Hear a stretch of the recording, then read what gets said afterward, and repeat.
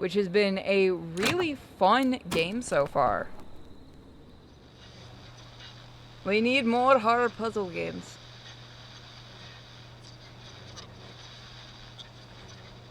And as always, I'm joined with Mike. We had a call come in. I didn't cut that off. That cut itself off. So we did save right when that audio was coming on before, I think, so. We have a call waiting. There we go. Forrest Nash here.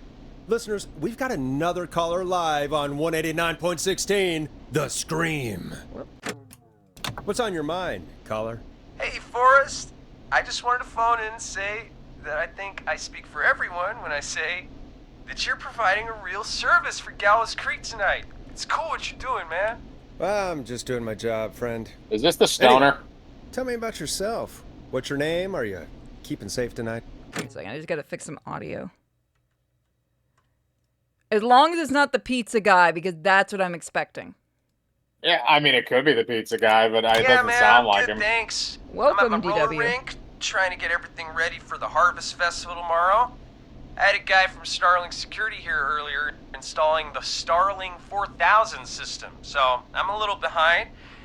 As for my name, my friends call me Roller Ricky, and I now consider you a friend, my man. Yeah, no, he's a stoner. Thanks, friend. We're friends now, huh? Well, that's kind of you to say. Thanks. Yeah, man. Sounds like roller skating is more than just a job to you. So is this vocational? I wasn't always Roller Ricky. Once upon a time, believe it or not, I used to go by just Ricky. Yeah, back then, things were pretty rough. I used to roll with a bad crowd. Not all bad, but there was one guy. Anyway, some bad stuff went down. I harbored a lot of guilt for a long time and turned to the bottle. I didn't really talk about it or even know how to talk. It's just how it was. That bottle took the best years of my life. Or so I thought. It's never too late, Roller Ricky. How did you turn things around? I joined a support group. I opened up about my problems, and sharing that burden just took so much weight off. It's a long story from there, but I found roller disco. I learned how to have fun again, cutting loose and making This shapes. is 1987. Disco Now is dead. whenever I get down, I get down. I'm finally free from it all, man. It's important just to talk to somebody. That's the first step. Ain't that right, Max? Aw, hello, Max. I'm not gonna be a dick to this guy. What, somebody in the chat say to be a dick to him? No, I'm just saying, in case anyone does. Well, he certainly sounds like a good boy. Max is my emotional support dog. He's Did a they rescue have those dog, in 1987? but I always I think say they've he's had the them one for a that very long rescued time. me. He's the best dog a guy could ask for. Of course, the first thing I did was teach him how to skate. He's better than me now, a real pro. Max can skate. Yeah, man. At first they said it couldn't be done, and then they said it shouldn't be done. But Maxie loves the rink, man. Is that another train, Maxie? Maxie loves trains, man. He's even got that special how to greet them.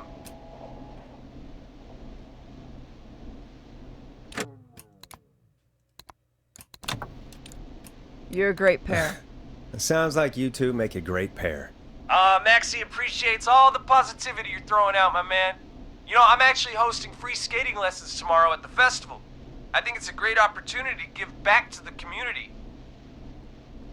Man, all this talk of skating's got me itching for a boogie. Before I switch my radio off for the night, could I request a song for us? Something I can groove to, you know, something funky. It'll be me and Maxie's final boogie breakdown tonight. Then I think we'll take it down a level. I can do that. Thanks again for calling. You and Max, be safe now, okay? Bye, Maxie. You got it, man. Peace.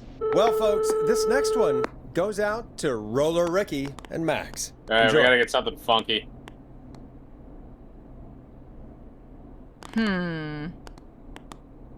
Moonlight, the flow, The crying Flow. for help. If you Late dare. Night Lurker. Stab in the Twilight. Storm Rider. How about Riders of the Storm? Storm Rider. Dead air Yeah. is a crime, Forrest. Shut up. We're trying to pick a good song. That is rule number 1 of radio: is dead air is a crime. Same with YouTube.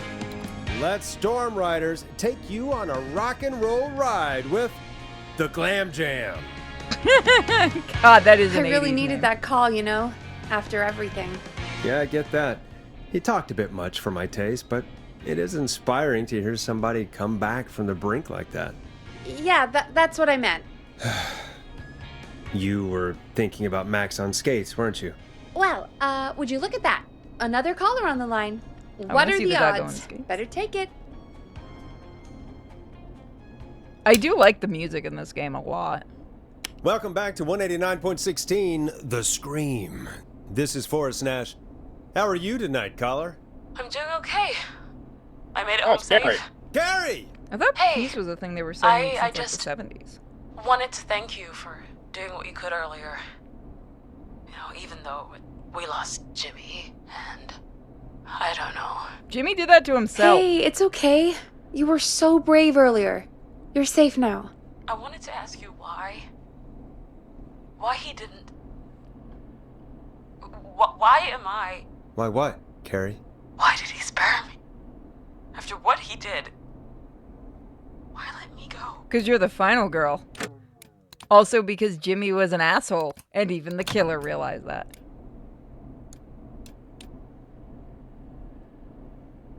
Maybe he didn't kill you because he saw you as a victim. Maybe. But why would that stop him from killing me too? After everything he did to. These stupid hazing nights have to stop. Carrie, you did so well tonight. Stay safe and rest. Help is coming to Gallows Creek. We just need to hold on. Thanks, Peggy. Hey, Forrest? Could I request a song? Of course, Carrie. What song? Any song by Blast Processor. And thank you. This Heck next yeah. one goes out to Carrie. I think peace has been used as a exit greeting since like the 70s. You know, The what 60s, Carrie like just Peace said Man? has really got me Yeah, thinking. 60s. About what? The whistling man left her alone. Why? There must be a reason. When it comes to masked whistling killers, I don't think a reason is a key part of their process. Well, it's something to consider. No, Maybe, like I need to maybe take a break. she's his long lost If you want to sister. stretch your legs, now's the time. Just hit the Peggy button when you want to get back on air. no. Peace and love and shit were exit greetings for a while. I don't think it came around in the 90s. I think it'd been before that. I mean, it had a resurgence in the 90s. I thought it was the 60s. 'Cause Yeah. That was like the whole like free. Yeah, love I and remember. I know the everything. hippies do that whole like Yeah, peace, I'm man. gonna look this up because I'm curious. When did peace start being used for? Exit greeting.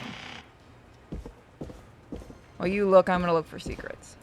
I think they're trying to give us secrets because... No, we're about halfway through, so there's gonna be more. Locked tight. Can't get in there yet. Let's see if we can look around other people's stuff. Yeah, 60s, early 70s. Okay. So yeah, it was right around like the Woodstock era. Yeah, so I don't know what you're talking about, man. It had a resurgence in the 90s. Don't get me wrong. It kind of yeah, went with, away like, in the- the 80s. Yeah. It kind of went away in like the late 70s and into the 80s, but then it kind of came back because of like the hippie grunge culture in the 90s. It is weird how, like, nowadays people don't understand that just saying, like, bruh and bro and stuff, that doesn't mean you're talking to a guy. Like, I grew up with that just being a thing. It meant everybody. I have never heard that referred to in a guy talking to a chick. I've heard it.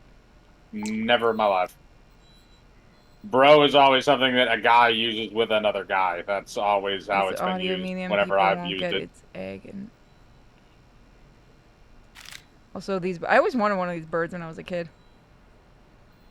They're not all they're cracked up to be. I know. I always thought they were cool when I was a kid. Ooh, cassette. Cool. Do I Can you keep that? Grill spree ad. Okay. take that with Alright, us? so you found an ad. Let's go take it back so we can put it in there. We can put it over there. Can you put it in your inventory or no? No, usually they vanish into our inventory, but this one hasn't. Yeah, I was gonna say. Because I remember the records and stuff all kind of vanished in your inventory. I'm gonna put that right here for right now. Well, could you put it in the cubby with the other ones? Yeah, you can. So that means there's probably more of them scattered around the office you can find. My stream has the weirdest combos. Oh, did you want me to share the whole screen so you can read the chats, or you don't care about the chats? I mean, that's completely up to you. Yeah, why not? Then, you know, you can interact a little better with everybody. It'll make it seem like you give a shit. Unless You we ever have sneeze something... so hard your I'll back change snaps? it. What? You ever sneeze so hard your back snaps? I've sneezed so hard I smacked my head on the table. Sometimes if I sneeze hard enough, I can hear my spine pop. I don't know if that's Ooh, good or that's not. a rush. That's a rush. No, now that you mentioned the whole bro thing, we always used to use like instead, if you're talking to a chick, it was sister. It wasn't bro. I've heard it as either. I've heard, like, I've had guys say yo bro to me. I heard like you guys referring to like chicks, but never like bro. Adult? The It's ticket there says adult. Roller Ricky's roller rink. Oh, is it a naked roller skate? They used to have those back in the 80s and 70s. Jesus. I like Ricky. I really hope he doesn't become a victim. Well, I mean, the whole point is that we can save him, hopefully, and usually they're only killing the people that are dicks. If anything, I'd be more worried about Max. You know what happens to dogs in these movies? Isn't that usually only Italian movies where they do that most of the time? Michael Myers killed multiple dogs in movies. Okay, he's the exception. Usually they... Rambo's killed dogs in movies. That doesn't count for horror. Yeah, but still the 80s. I mean, yeah, they do sometimes do it. Okay, let's see. Michael Myers ate a dog in the first movie.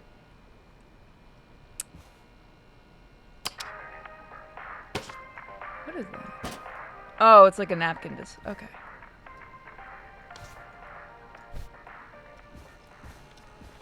Drag me to hell, sacrificed a cat, and the cat came back. Drag Me to Hell was also 2008 or 9, I think, but it was a homage to 80s stuff, so I guess that kind of makes sense. Maybe...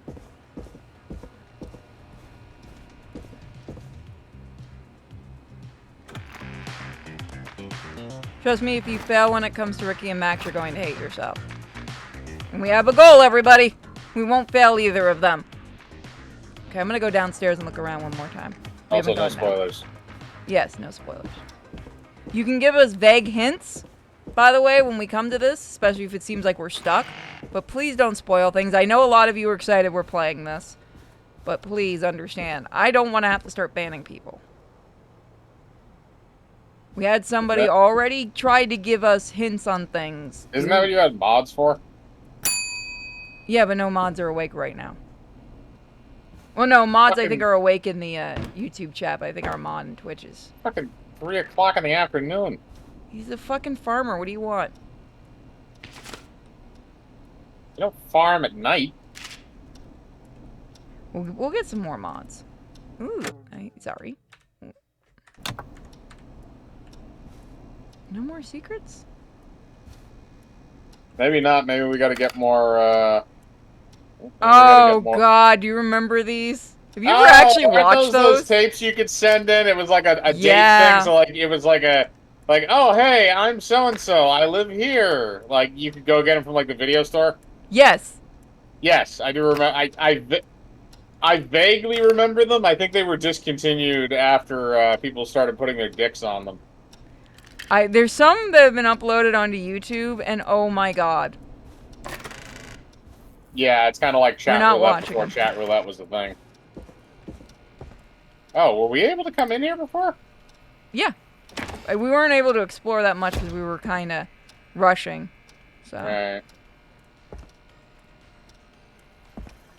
At work, so I can't focus. Spin You're me fine. right round. It's on the table there in front of you. Can't really look at it too long. Yeah, I was talking about what is that? Oh, that's never mind. This is a truck magazine. Full color nuts and bolts action. Aw, we can't play. Okay, I do remember this now. Yeah, I remember the arcade machine. Can we watch a movie? Aw. I want to watch a spooky horror movie. I am laughing because Katabuki is doing a new statue for the ring. It looks really, really good. But it's Katabukiya, so they do like all sexy girls. Right. And people are like, oh my god, she was a kid. I'm like, none of you read the novels. No, they just watched the movie. Exactly. So it's funny for those of us that actually do know how really weird. She gets into the internet at one point in the novels. They did that in one of the movies too. I think the sequel. I do want that statue though. It's really nice. I've never gotten any of the Katabukiya horror statues. I've never just been able to get one. So many locked doors, so few keys. I always wanted to get like the Freddy Krueger one, and I wouldn't mind the Ring one. I wanted the Ghostbusters one for so long, just to have her in my collection. It makes me feel weird. Lucy's a good Ghostbuster though. She's I don't know why they haven't done a reprint of or reissue of her. Alright, I guess we gotta head back to the. Yeah, because there's nothing else. Yeah, we got. Yeah, nothing. unless there's something else in the. I don't think there's anything else in the bathrooms. Who keeps an alcohol or a bottle right there in the bathroom? Well, what's the bottle? I don't know. We can't pick it up. Oh, we You can. Oh, that's beer. Or something. It looks like either beer or a soft drink. It's definitely not cleaner. Apparently somebody's a closet drinker. Someone just stopped giving a fuck, I guess. It worked. Yeah, welcome to the club. At least these ones each got a plunger. Oh, that one's leaking water. Yeah. Also, I want those stickers. Don't worry, you have to win one on the radio station. Or you Oh can just god, I copy it. remember those. And you get a copy of the Running Man home game. I wish that actually existed. That shit would be funny. So, I'm surprised with how much they've been doing nostalgia stuff. Somebody hasn't made it because there's like weird board games. I'm now. surprised it wasn't made at the time. The 80s was the era of like product placement in fucking film and television. Let's hear this ad. Do you want to hear this ad first or wait till they call for an ad? It's up to you. They're gonna call for an ad eventually anyway. We'll put it in there and have it ready. Let's get going, Peggy. Alrighty, we could run another segment or... Scratch that, crap. Forrest. We have a caller. When you're ready, shut the music off. You're through to 189.16, The Scream. What's your emergency? Hello again, Forrest. Oh, that call with the teens was awful. Those poor kids. This Dawn. Still, I'm glad the girl didn't get hurt. Thanks for your concern. Are you in trouble? What's on your mind? I wanted to ask you again to play my song, Forrest. You said you were gonna play it, but you didn't. Your name was Dawn, right? What, Peggy? Yes. Oh, well remembered. My name is Dawn. Yeah, look at her And color I wanted change. to ask you again to play my tune, Forrest. Long Ride Home? You know, the one that Peggy said she threw outside the window? Wait, what? Wait, hang on a second. That was off air, wasn't it? Yeah. Absolutely, it was off So air. she's listening in on us. And we don't have a choice to say that.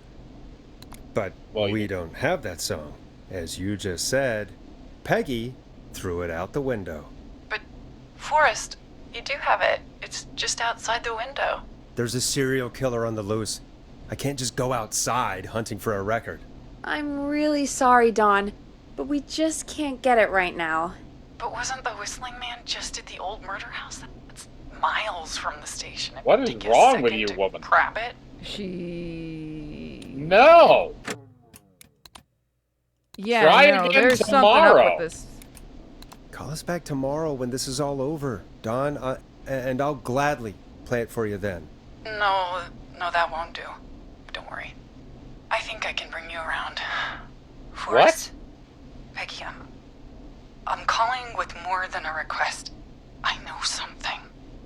I think I know who's gonna be next. What? Are you serious? Play my song, Forrest, and you'll find out.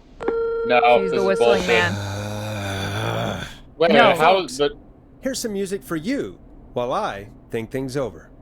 Yeah, that's being set up to make it seem like she's the whistling man. No, that's too obvious. Or she's trying to get him murdered. Maybe, yeah. Maybe or this is trying to get somebody Peggy that knows murdered. him? Here comes one of my favorites. I think she knows Peggy. Is she serious, Peggy? She's serious about hearing that song, that's for sure. Peggy, I mean, is she serious about... I don't know, Forrest, but we don't really have a choice, do we? If Yes, she's you do. telling You can the ignore truth, this. Alright. All right. She's gonna keep pushing us into it. You're a good man, Forrest. I'll slide you the key to the fire door. Wait. Our fire door has to be unlocked? That's a yeah, good question. I never thought about it, but yeah. We should Yeah, that talk to seems like a Reggie about violation. that later. Yeah, no, it Anyway, is. Even I'll back hold the then. fort down while you're out. Maybe I'll even get a caller. That could be exciting. 189.16. What is- The Scream. With me, Peggy. We're gonna Yeah. die because of you. No, we're gonna die because of Dawn. She's just encouraging. Did you notice people were pointing out Dawn's color is always different than No, the it's victims? not. It's not. Well, her color is always orange. Yeah, but it's like different than the other callers. Yeah, the victims are all yellow, and random callers are yellow, but there are some other ones that had different colors, like the mayoral candidate was blue. Okay. And I believe Poppy's Pizza was also orange. This is all just gonna be a trick, and it's gonna just end up being Poppy with another fucking. I swear to God, if we go to the door and the Poppy's Pizza guy is there, I'm punching someone in the face if I'm allowed to in this game. Oh Jesus! Also, I that. swear to- Wait, are we gonna be able to get back? Nope. There's nothing on the outside of the door. It's a fire door. It's meant to go out, not in. You know, I We're hope stuck you'll be outside. happy when I'm brutally murdered by the whistling man. Oh no! Out here, I just thought of that. in the open, I'm gonna die. alone. What is that? A fuse? That's a fuse. Why is there just? Wait a minute. fuse Wait a on minute. there? Hang on a second. Is there a fuse box on the wall? There's a red light over there, right next to the door. Okay, that doesn't do anything. Oh, that probably activates that. I think the light's gonna go out, and we're gonna have. There's to a replace lot the of fuse. fuses. Why though? Unless that's for something. Puzzles. It could be something yet to come. I'm looking for. What's back? Okay, there's a gate back here. Can we go through it? No. No. I hear something. Swear to God, Peggy, if this is just you wanting my job, you could have had it. Okay, that's chained up. Nothing there. Did we at least bring our cigarettes out for a smoke? Apparently There's a not. lot of these. All right. Which window would she have thrown it out of? They're different colors, though. The other one was yellow. That one's green. Yeah, I'm gonna put it to where I can find it easily, just in case.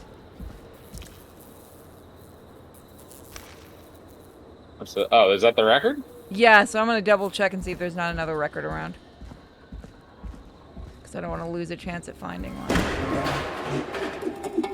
I've seen that horror trope enough times. Thank you, game. Yeah, where's the cat? So I'm gonna put that. Oh, yeah, one that in. one's red. Yep. So I'm gonna put that one over. So we here. have red, green, yellow. You choose to blame Mike for the time of the stream. It's because my What? training with Kiwi took longer than expected. Here it is. Long ride home. Yeah. See, then Okay. it vanished. Take the long way home. But we can't get back in the door.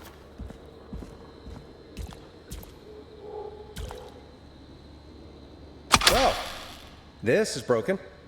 Okay, Looks like so it'll be now we secure, have at least. the... Alright, so we have to follow the wire to the fuse box. Is there around the Can corner. be opened it on looks the like. outside with a key, yes. Oh, okay. All right, there's the fuse box.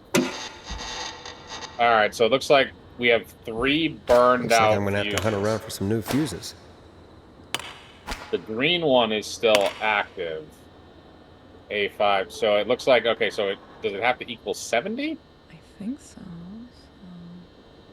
All Can I right, well, let's remove start. that one? Okay, I can. But that one still works, so we should probably keep that where it is. Want me to go collect all the fuses and bring them over there? Well, let's see what the number. So that's another A5. Yeah, we might as well bring all the fuses over here just in case it activates something. That's the other thing is those fuses have the ones that you took out are all corroded. I guess that's a yep, A30. Okay, so that's what it is. All right, so the fuse numbers have to equal 70 for it to work. That's why the sticky note is in there. Okay, so we have the ones to make it work. So put in the 2 red ones and the green one. Because 30 and 30 is 60, and 5 and 5 is 10, so that should equal 70. Bingo! Oh, that was easy. Move. I can't run. Try. I'm pressing a button for run. Nothing's happening. Then Oh, power God, I walk- turned on sticky keys. I thought power sticky walk to keys your went away a destination. long time ago. No, they don't. No, they could didn't. Probably survive that fall. You would have been fine, you pussy. We don't know if Forrest Nash is morbidly Looks like obese. the janitor's closet. What did Peggy say his name was? Clive? What the fuck? Is this a security room? Close that other door.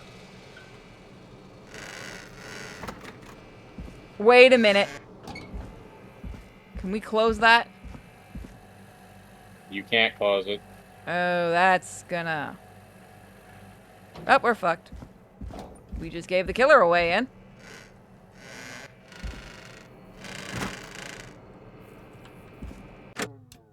Yeah, there's a security room in here. Security or conspiracy room?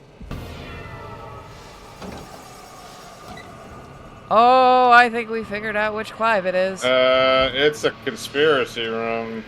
Wait a minute. Okay. What the Wait a minute. hell?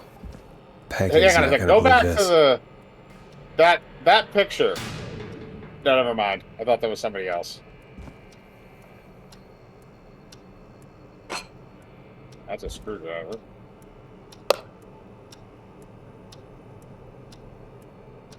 Key. There's a key.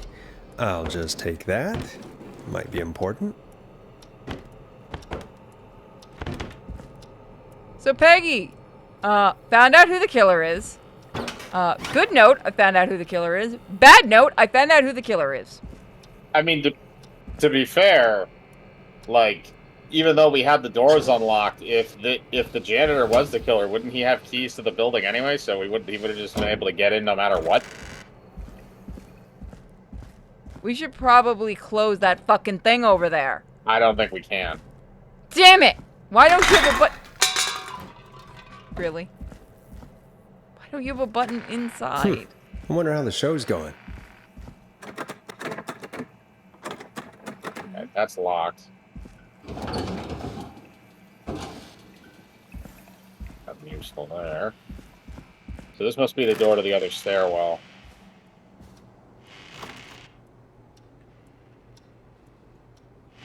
That is not how doors work, game. Can we... What did that other key go to? I need a key to get in there. We don't know yet. I don't think we It can didn't pull say- up our it inventory. It didn't say when you picked it up. No. Well, hang on a second. We grabbed that key. Does that mean we can go back outside and close that thing? I guess we can go and see. That's what I wanted to try to do, yeah. Right, but you couldn't have gotten to the button from inside. Put something in the way? Nope. Okay, so it just closes automatically when we get out there. Can we hit the button again? Nope. Nope. Okay, so it's stuck open. Wow, that seems... Alright. Oh, we gave the killer we away, Ann. can't close that grating thing in front of it, like those slides. No. Nope. Okay, never mind then. Well, We're gonna have to live with it, or be murdered because of it. One or the other.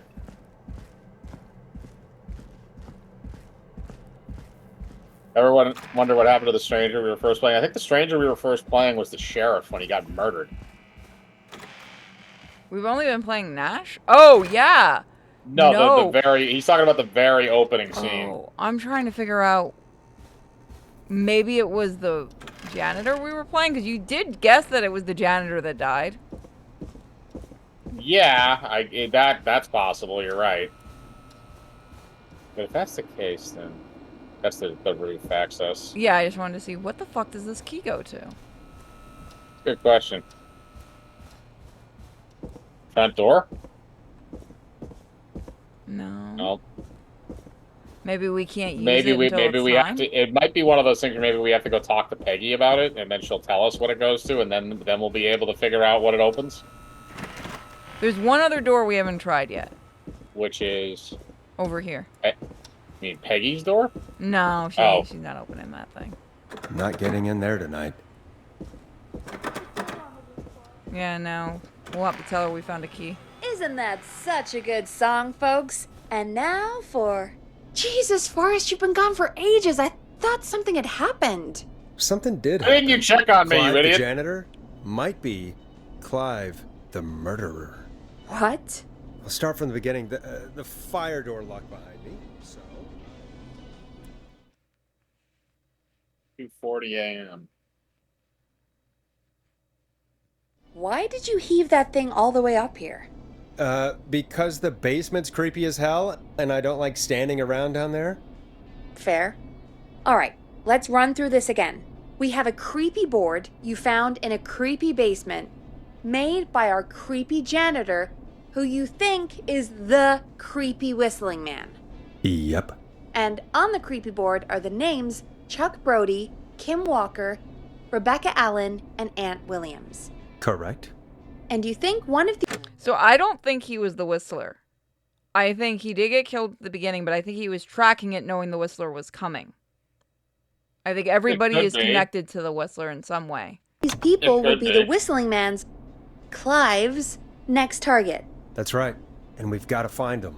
You said there are 4 locations listed there too? The hospital, the power station, the gas station, and the trailer park. Clive must think the target is at one of those locations. Forrest, you're gonna have to figure out if any of the potential targets are at one of these locations tonight. Hit the button if you need any help. Okay, so Okay, here we go. okay, so hang on a sec. Those are the pictures that were up in the janitor's closet. Those were the pictures. I remember the top guy was hanging up on they were clothespin to the little wires that were in the room. So I think those are your Aunt Willie. Yeah, those are all. Oh God, all of those people are horror names. Aunt Williams, yeah, they are. Yeah, that's Ash Williams. Chuck Brody is. All right, so Stanley Power King. State. Yep, Stanley King. So they're combinations of different horror people. But that's the thing is that each one of them has a name on it, or a profession underneath where their name is. So pick up that image. Now we can take a closer look at it. All right, so the 4 that are, I can't. It's kind of hard to read those. Let me see if I can get a better light. Car Club. Oh, here. Hold on. I'll change the thing so that you can see that better. 1 second. Well, you could just if you can read them, then you can just read them to me. That's fine. There, you don't need to see. Come on, you load up, you son of a bitch. You can see it okay? No, I can't see a damn thing right now. The screen's still loading. You might have to log out, log back in. Nope, the screen's still loading. Huh, hold on. It's weird. It loaded for me. If you Oh, can yeah. read them, just read them off to me. It's fine. Yeah, but I'm trying to now get this to work. Oh. Come on, there you go. Okay, now I can see. Improv club. Car Car Club. Club, Cat club, athletics club, and an improv club. Okay, so What is a cat club? let's look at the 4 locations because we have the sticky notes for those. The sticky notes are up on the bulletin board.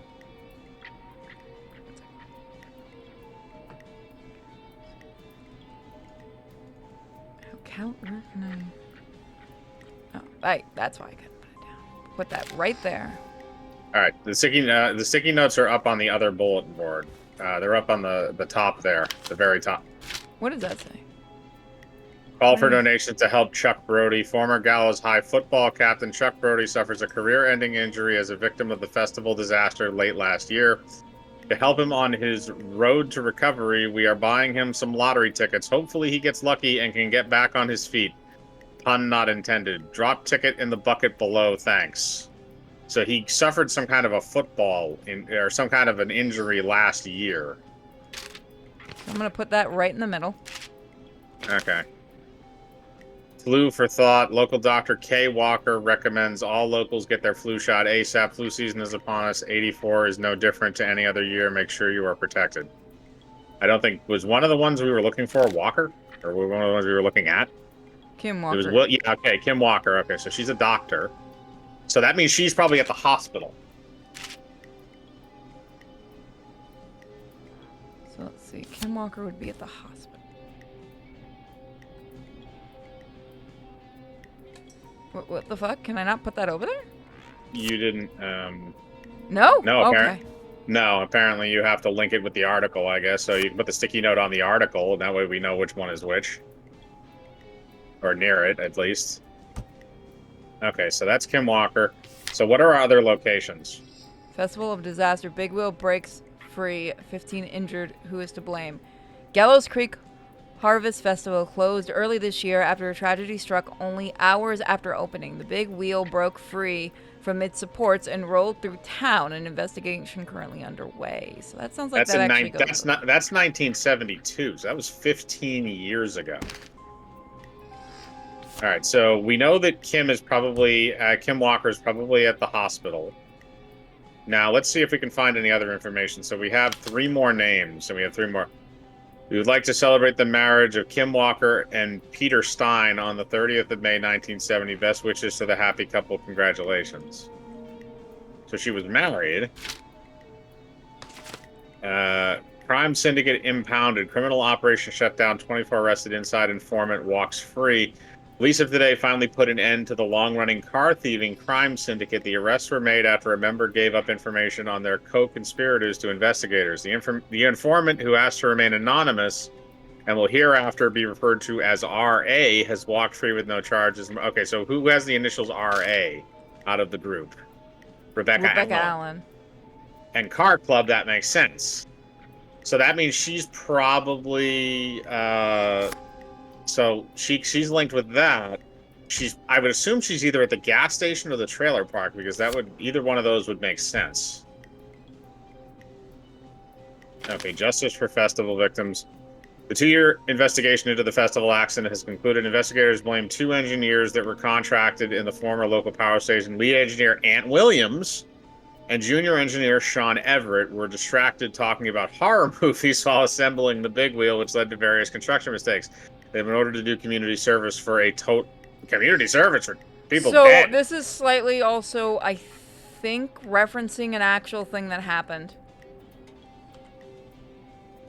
It could also just be referencing because there was an actual disaster that happened, not because 2 people were talking about horror, but they caused people to get hurt, and they were only given community service when they should have been given a lot worse.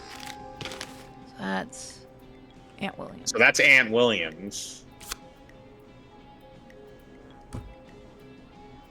Okay, so power station. We still have more. Contractor from the power station. Okay, so yeah, so he's probably at the power stations. Staff surge at power station. Gallows Creek Power Station hires 20 new staff in record time, 12 of which were students from Gallows Creek High. Okay, so that's another one for Ant Williams. That is, yeah, okay, that's the quarterback. That's Brody.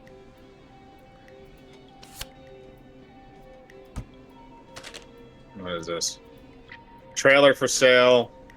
Gallows Street, contact estate Tyler Wallace for more information. I'm sick of being a local celebrity. People are so mean to me. I only stole a few cars. Who cares? Buy a new one. I'm selling my trailer and leaving town ASAP. I just want to get out of here. Please buy it. So, stealing cars, that would be linked to, wouldn't that be Rebecca Allen? Because she was the one that ratted out all those people that were stealing cars. And that would mean that whoever that was at the trailer park. What are the other ones we have here? So I'm going to move more her away from these. there for now. Tuesday, 1st, Sunday, September 6th. Do you care about health and safety? Good, then come down to yearly convention. Speaking of special mystery guests, lead engineer responsible for the Gallows Creek Harvest Festival disaster in 1972. So that's Ant Williams again. Where is he going to be? Hold on. Health and safety convention. That's the current year. That's 1987. Is your car safe? Sheriff Matthews warned citizens to look for suspicious behavior after multiple car theft. The crime wave of 70 will be stopped. I can assure you this work. All right, so that's the Rebecca Allen. Gas station bought by local ex-lottery winner. So is that... Oh, wait, hang on a sec. There's the woman's face down there.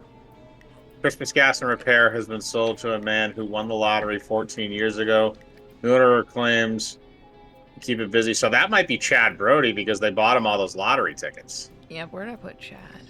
He's up there. Or Chuck Brody, sorry. So he owns the gas station. Yeah, so he owns the gas station. And what about... Local legend takes to Manhattan. Infamous author of tell-all book Diary of a Car Thief moves out of Gallows Creek for a new life in the big city. She stole our cars, and then she stole our time and money, said our reviewer Jim Randy last year. More on page 15. So I think that would be... So she's not in town again. anymore. So Rebecca left. Yeah, okay. Rebecca left... The other one, okay, beep, beep, look out, tragedy. Tragedy struck Gallows Creek yesterday afternoon after a bus failed to stop and crashed into a fuel tanker. The deceased have identified as Gallows Creek locals Mr. D. Rudd, Mr. M. Hughes, Mr. P. Stein, Mrs. K. Stein, and Miss J. Mildred. Police have asked for privacy for the families of the victims. The incident is not being used. What was the marriage certificate? I was going to say Kim's dead. Kim Walker and Peter Stein. Yeah, okay. So the two Steins are dead. So we have Rebecca's gone. Walker's gone. Walker's dead. Well, actually, can you read the tragedy report again? Okay, yeah, it says K Stein. Yeah, K and P Stein. So yeah, you're right. They're both. So Kim Stein is or Kim Walker is dead. Rebecca Allen left town. So the only choices now we have would be Ant Williams and Chuck Brody, but Chuck Brody was also the victim of an accident, so he would technically be crippled. Ant Williams is the only person who's left that's able-bodied. Well, and he was supposed to be here this year because we have the tag that from 1987 that says he was supposed to be at the fair. What are we supposed to be doing again? I'm guessing. I don't remember. Look at the pause menu. Review Clive's board. Try to establish the Wishley Man's next target. Oh, we brought. This is the board. Okay. Yeah, that's what we've been doing. So we know that two of the four people are no longer in town. So that leaves us down to Chuck Brody and Ant Williams. Well, so we know where Ant's going to be tonight. Yeah, exactly. So I think it's Ant Williams is the next target. All right, let's go try that. Save before we do it. But it seems like he's the most likely one. How's it going? You have the choice. Oh. I'm ready, Peggy. Are you sure? We've only got one shot at this. Bullshit, we do. We have several. Bullshit, we do. We have several. 3 seconds ago. I'm sure. Let's do this. Okay, name first. Who do you think the target is? Whoops. I believe it's Aunt Williams. Aunt Williams. And where will I find them? I'm gonna go double check. Hang on I a think second. I'm allowed to go double check. Yeah, no. As long as you're gonna click on it, we can double check. Tuesday, Sunday, September. Quiet Ridge Health and Safety Convention. Good. Get started at the health and safety. Learn about health and safety in the workplace. Featuring specials. So, Quiet Ridge Health and Safety Convention. Is there something on the calendar, maybe? Wait a minute. What does it... So today's the 3rd of September. Yeah, What did that sheet say again? 6. Oh, Tuesday the 1st The to 1st Sunday the through 6th. the 6th. Lead engineer responsible for the Gallows Creek. It's in future. So, is there anything else under Aunt Williams that we can look at?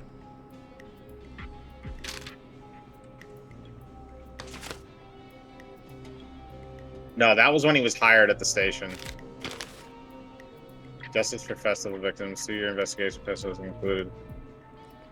They have been ordered to community service for a total. Well, it says power station under there, and there's the big wheel accident. So maybe power station? Well, we can always Well, here's the thing. We know it's not the gas station because the gas station is where Brody is. We know it's not the hospital because even though it's a health and safety convention, it's a workplace thing. So I think it's either the power station or the hospital, but I think it might be the power station. The power station. Okay, I'm dialing. One moment.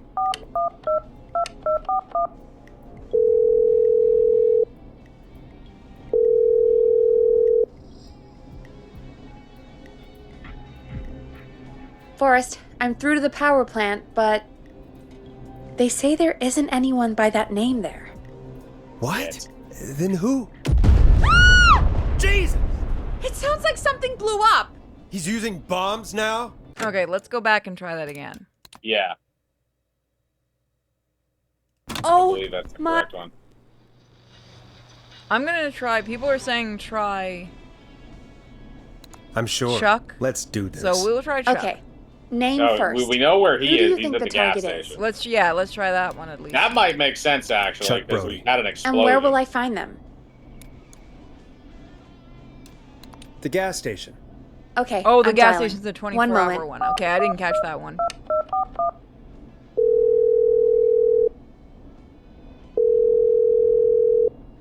This is different. Hello?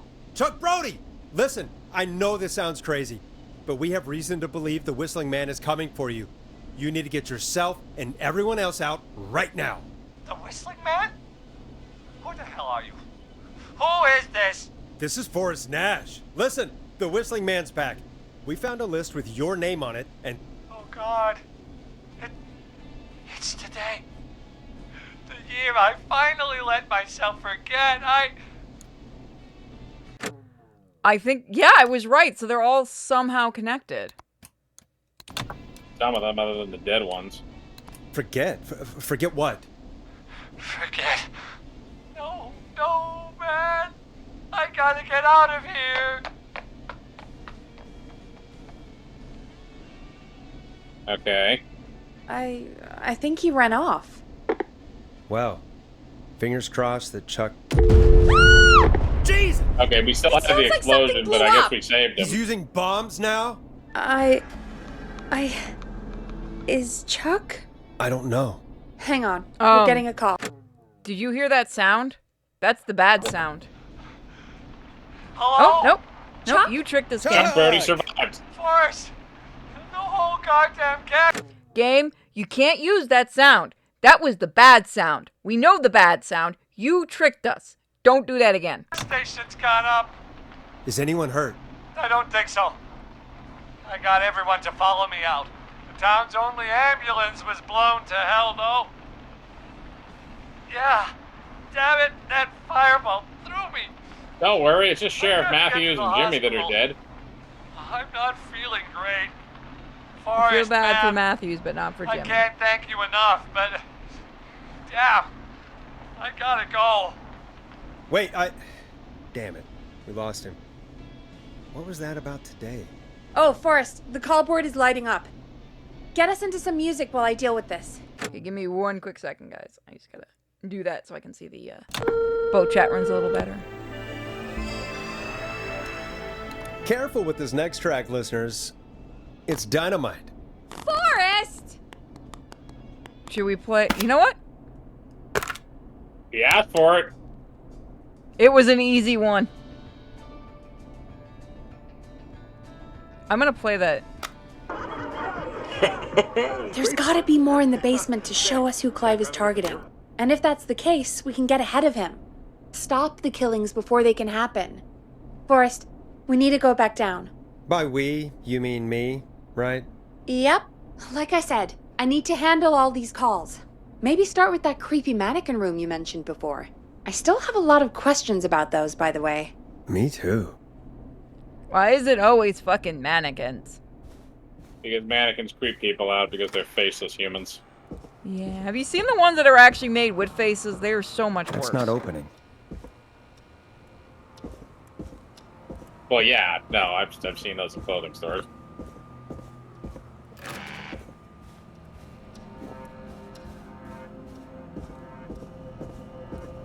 We better get a raise after this. No. You'll get nothing and like it.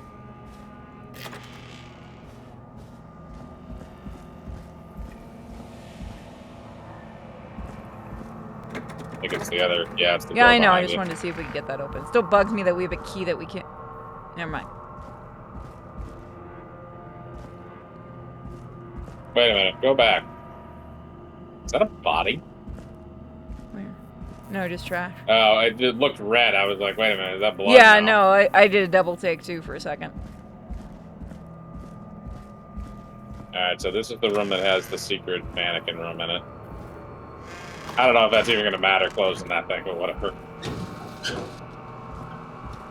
Okay, so we save this. He's pointing... The mannequins might be doing A something. key? Was this always here? I must have missed it when I brought everything upstairs. I picked it up a little too early. Okay, so we have different mannequin parts. So where's a mannequin that's missing a head? I don't see any missing head. What about an arm? That one's missing an arm. Can't use it, no. Oh, hang on, because they're pointing in different directions. There's different ones that are pointing in different places. The mannequins themselves. So that one's missing a hand. Oh, I pointing see the to key. wall. Look. Yeah. Basement storage. What was that? I don't... When you picked it up, sounded like something was growling over a radio. We picked up 2 keys so far in here. And I still don't know where Yeah. that other one works. Well, that one said basement key. Yeah, is there a way So- to look at which keys we have? It says we have 5 keys. Yeah, but it Doesn't look like we can view. Well, is there more? They said to investigate the mannequins. I have a funny feeling there's something that these mannequins are doing that we're going to have to take a look at. Yeah, I can't There's interact one- with them. oh, yeah. Oh, you know what they're? I just realized what they're doing. They're all They're pointing pointing to the key. Yeah. Okay. Never mind then. So that was what we were supposed to find, but now we have this random ass key.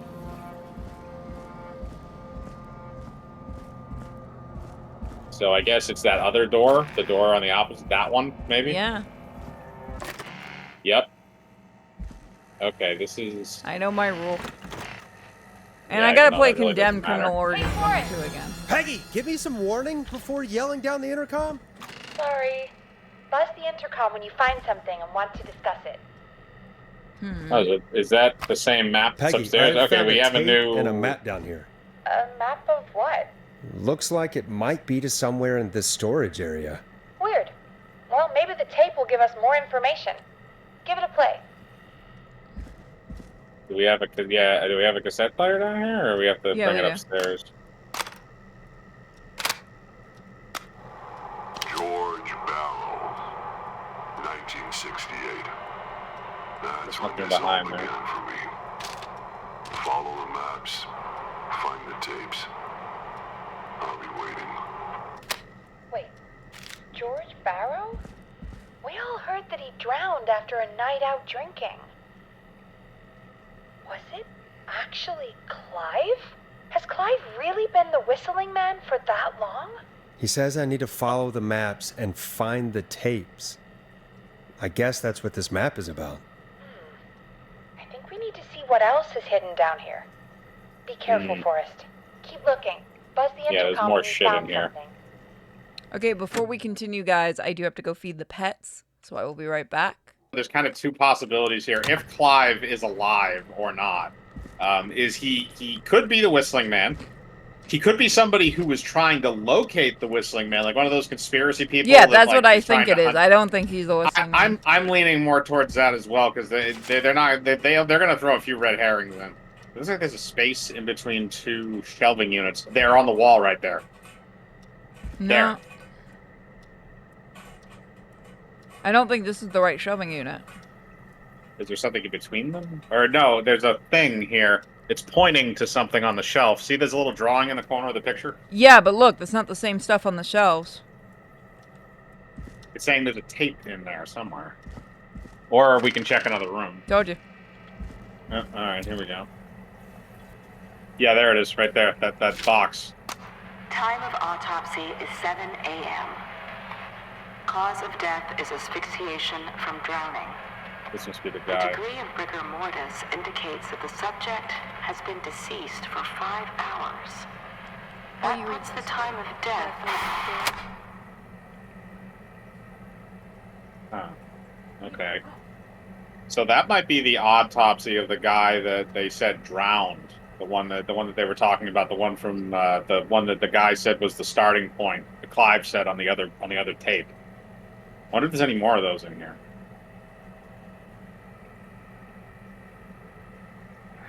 Let Huey out in about 5 minutes. So what'd I miss? Sorry. Did you hear the tape at all? Just the Time beginning of part of it. This autopsy is the only part I 7 heard. a.m. Cause of death is asphyxiation from drowning. The degree of rigor mortis indicates that the subject has been deceased for 5 hours. That puts the time of death. Okay. So maybe there's more of these tape Time of recordings. 7 a.m., so it was 5 hours ago that he had died from Time 7 of death a.m. is 7 a.m., which means he died at 2 in the morning. Alright, I would write that down. I don't remember. What the fuck is going on with the lighting? That's just fluorescent lighting. Shitty fluorescent lighting. Delivery notes.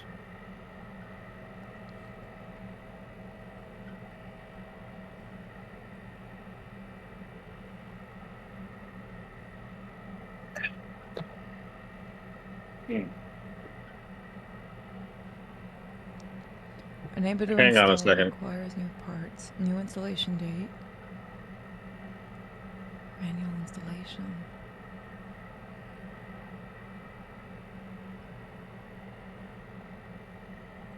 Security Client. alarm system. Yeah, KFAM radio station. Client opted for manual installation. But we haven't seen any kind of security system. Well, no, that's what you're saying, though, is that client opted for manual installation, so they didn't install it, or they didn't arm it. I'm gonna take a picture screenshot of this just in case Okay. and send it to you. Oh, that was the alarm system that Roller Ricky said he had installed. Yeah. The Starling Security Alarm System 4000. Oh. The default code for this features are listed below. Note, please change these codes immediately to prevent unwanted entry. Did he ever change the codes? That's the question.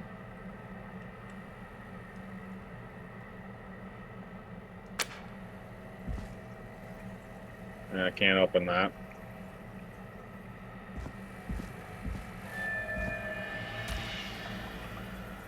That's not a good music sting.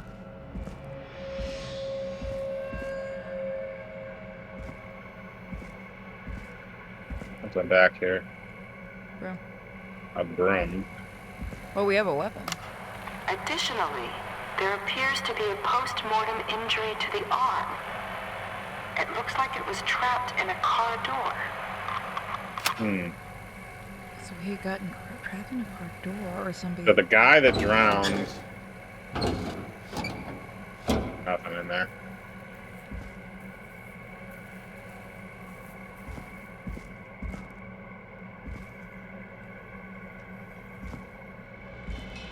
There's the security system.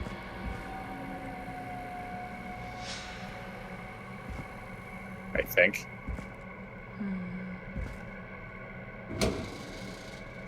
Oh, there's another one.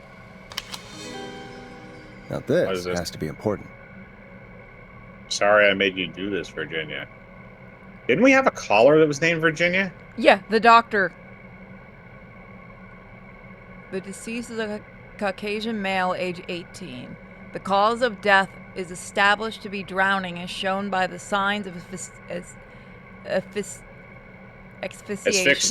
Asphyxiation. See section 2, paragraph 4 for more detail. Abrasions were found on the knuckles, likely from getting into a fight in the past. Matches with known history of deceased being aggressive. No other injuries were observed. And from the coroner's opinion, there is no evidence of foul play. Additionally, the preliminary toxicology report indicates the deceased had a high level of alcohol in their blood. It is the coroner's opinion that the deceased went swimming while intoxicating, resulting in the drowning. But yet So we know... This is the same guy that was investigated because it's the same date of death. It's 1968. Let me go let Kiwi out. But we also know that that's not true because there was also signs of the arm getting caught in the car door and she didn't make a mark on it.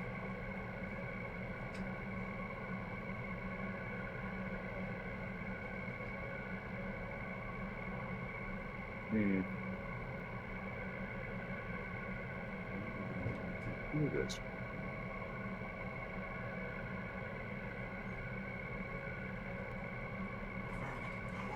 Nico!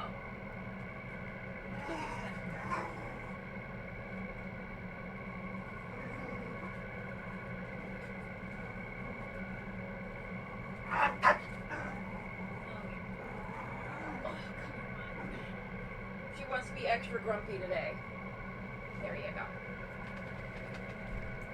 Now you're safe from the extra grumpy bitch. Nico is in a foul fucking mood today. Let's go. Alright. Sorry about that. Alright, so that one makes sense now because it says, I'm sorry, Virginia, for making you do this, which means that Clive or somebody asked her to falsify the reports. There's a picture. It is the coroner's opinion that the subject likely feared for his life and was chased, resulting in a fall from a height into a body of water where he hit his head, was knocked out, and drowned. Following that, he was moved. Dr. Sullivan, we need to have a talk. Is that recording? Shut it off. That voice also that- feels heavily... It could be. Is that Clive, though? Because it seems like that was the same voice we heard on the other recording. Okay, and there's the other one we saw. The radio box. Yep, I'm just looking for any kind of secrets. If you're listening to this, then Ooh, a new vinyl for my collection. What the... I'm a man who likes to stay informed. I've got subscriptions to newspapers all over the country. A few weeks ago, I noticed headlines cropping up in those papers, one after the other. Each headline about a murder. Each murder, the death of someone I knew almost 20 years ago. And each one drawing closer to Gallows Creek. So Drawing closer to the anniversary. None of us are innocent, but I don't think we deserve killing. So they All did I hope something. now is that I can save some folk from the worst. That I can. I don't know. Do something to make up for what I did back then, I guess. I didn't kill anyone, mind you. But that's past mattering. Now, there's more I could say. That I should say. But my employer made it clear that my family would pay a high price if I ever spoke out. So, hopefully I've said enough for you, listener, So the person. whoever the hell you are, to start putting the truth together. So somebody, What the something hell? happened Peggy is not going to believe this. that there was a cover-up, and somebody in the town had enough power to basically threaten people's families if they ever ratted about The it. politician, and it sounds like the guy who's running Yeah. the station, but definitely that politician, that scumbag. I think it's the politician. I think it's the politician because Peggy even said he owns half the town because of his family. So he has the most powerful family in the town. Yeah. Hang on a second. Look We at got that again. one already. But it. Yeah, we got that one. Okay, yeah, we got that one. You're right. So I was double checking it. I think we got them all, did we? Oh no, there's another one. Preliminary toxicology results shows no signs of inebriation. So he wasn't drunk. A high amount of cortisol was found, indicating elevated levels of stress in the immediate moments before death. So he wasn't drunk. No, he wasn't. He was sober when he died, so that was a lie, too. So he wasn't drunk, and he didn't drown of his own accord. He was pushed off of something and hit his head. Small lacerations to arms, legs, and face, typically obtained by running through foliage. Severe blistering to the feet, as though the deceased had been running without stopping. Okay, so that means he was trying to escape from somebody while running through the woods barefoot. He was then pushed from some kind of a tall area into water, struck his head, and drowned. No, he wasn't pushed. He was stuck in a car door that then went into the water where he drowned, and then the body was moved. Around 2 in the morning. Yes. What have you found, Forrest? It's an autopsy tape. Doesn't say for who, but I think it must be for George. Poor George. He was so young. Something's bugging me, Peggy. What do you mean? I swear I recognize the voice of the woman talking on the tape. I just can't place it. Seriously? Do you think you've met her before? I don't know. I mean, I just got here recently. I don't know. Found another tape. It talks more about how George died. What did it say? It sounds like he was running for his life. Sprinting through trees and bushes, getting cut up all over. What would drive someone to do that? I'm not sure yet. There's also a tape about a toxicology report. There were no signs of drinking or that he was on anything. What? But everyone said he went swimming drunk and drowned. It was in the newspaper and everything. I found a written autopsy report. What does it say? According to that, it's just like you said at the start. George drowned after getting drunk. Said he liked to fight, too. But that contradicts the tape. I know. And I think I know why. There's a note with the report that says, "I'm sorry I made you do this, Virginia." If it was on the autopsy report, then Virginia must be our coroner. Wait, the caller from earlier, when we had to call the takeout restaurants, wasn't her name Virginia? We need to call her back once we finish down here. It looks like she might know something about what's going on. I found a tape that introduces a new detail to the story. Post-mortem injury. Apparently, his arm got caught in a car door. A car door? Yeah, after he died. How do you suppose they can tell? How can they tell? I'm a radio producer, not a coroner. Blood loss. In another tape, the coroner comes to the same conclusion as I did. George was running from something. Maybe an animal? Maybe, but then there's this next bit, where the coroner thinks he was moved post-death.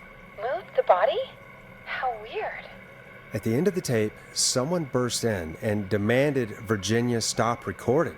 I think it was Clive. This is starting to make sense now. This is a conspiracy to cover up what happened to George. I think I found Clive's last recording. I think Clive might be gone. Gone? I found a confession. Not for any killings, but for playing a part in covering up George's death. He left this behind in case he died. He hoped someone would find it. Do you think the Whistling Man already got him? Possibly. We've had a lot of callers tonight, but maybe not every victim made it to the phone, you know? We don't know how many there really are. Christ, Forrest, that's dark. I know, but Clive said he had read about other murders in other towns, and that the murders were all folks who knew about the incident. And the killings were getting closer to Gallows Creek. He said he wanted to do something good for once. The board in his office. He wasn't tracking people down to kill them. He was tracking them down to save them. Ugh, why didn't he just come out with all of this? He said his employer threatened his family if he spoke out about any of it. His employer? The one who orchestrated the cover-up? Oh, Clive. I'm sorry for thinking you'd killed all those people. Do you think you found everything? I think so. Forrest, what's going on here? Someone wanted that boy's death to seem like an accident. And they hired Clive to make it look that way. Come back upstairs when you're ready. We need to figure out our next step. I think I know what happened. Also, nice references. Clive Barker. Thank George God you're from- back, Forrest. Probably Georgie from I've been running out It. of stuff to pad our airtime with. Peggy, you work in radio. Forrest, I'm stressed. I mean, really. How are we supposed to keep a show going with all this happening? It's our job, damn Good it! job, Peggy. We gotta do it. You're right. So, what's the plan now? I think we should call Virginia back.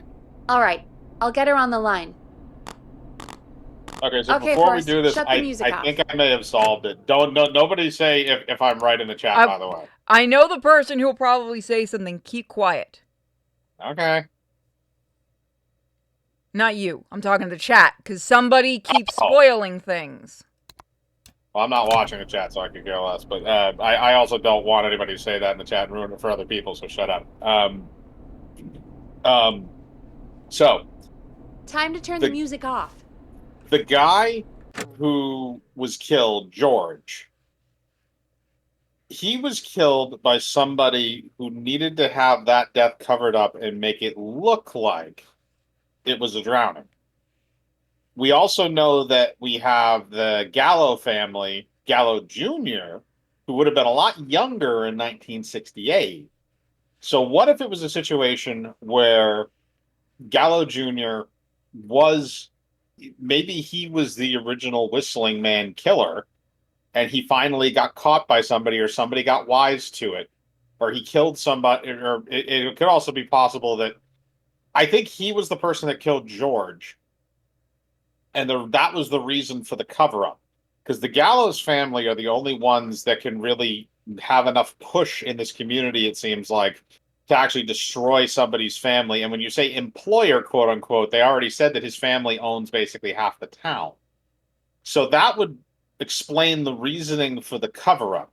Now you have the other part of that, which is that you have this killer who's slowly taking all these people out that were involved in the cover-up. So the bigger question still is, who is the Whistling Man killer? Because if Teddy Gallows Jr. was the one that killed George, and then they had the cover-up.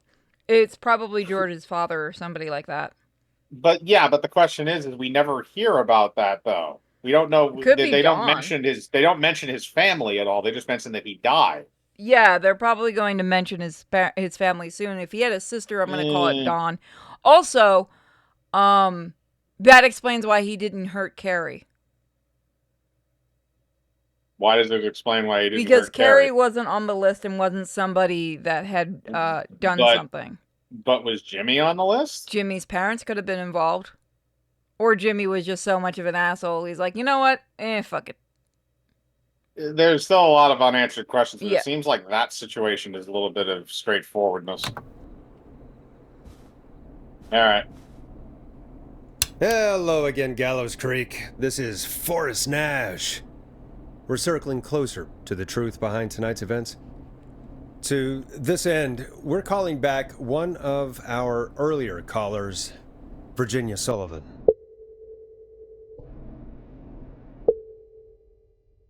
Fretman Plunker here? Who's this? Is it you? Goose?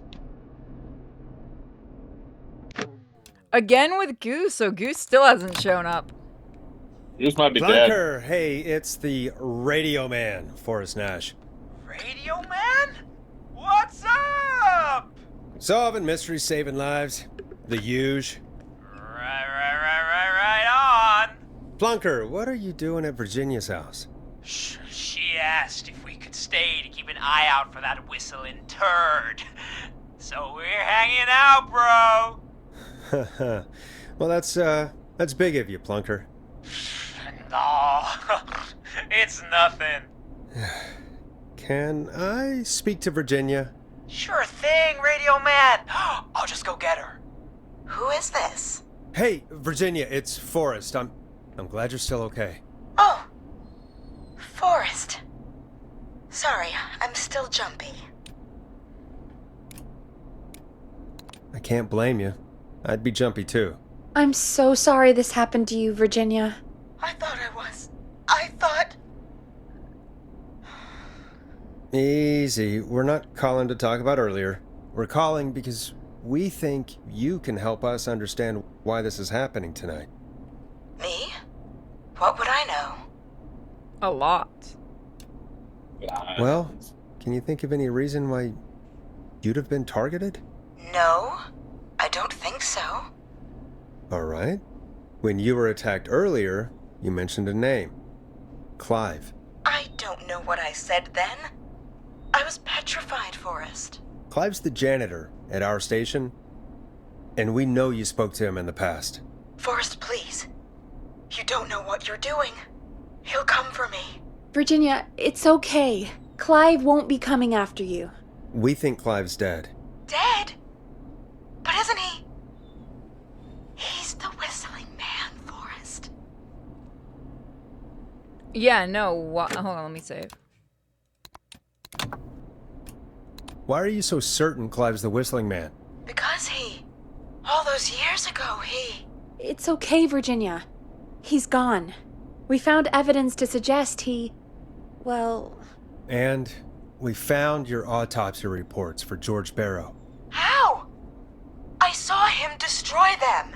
Well, he didn't. I don't know if he kept them or made copies or what, but we found them, and we know it's related to what's happening tonight, which is why we called you. Why did you write a false report? All right. One day, I came into work to find a boy on my slab. And as I finished the autopsy, this man, Clive, he just burst in. And he started making demands to give over the reports, to falsify what I found. Of course I said no.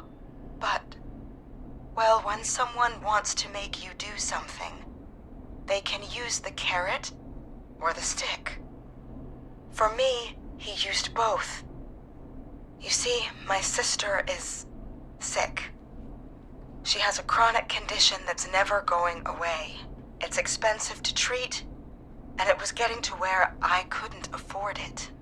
And Clive promised me that his employer would pay for my sister's treatment if I did what he said, and that if I ever spoke about this, he'd beat me to within an inch of my life.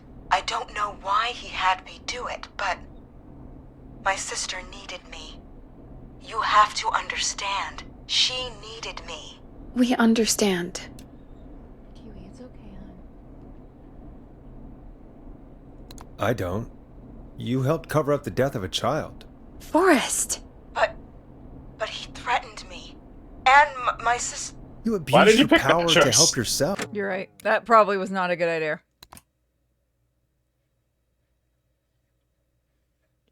Why was our last load? Also, fuck her.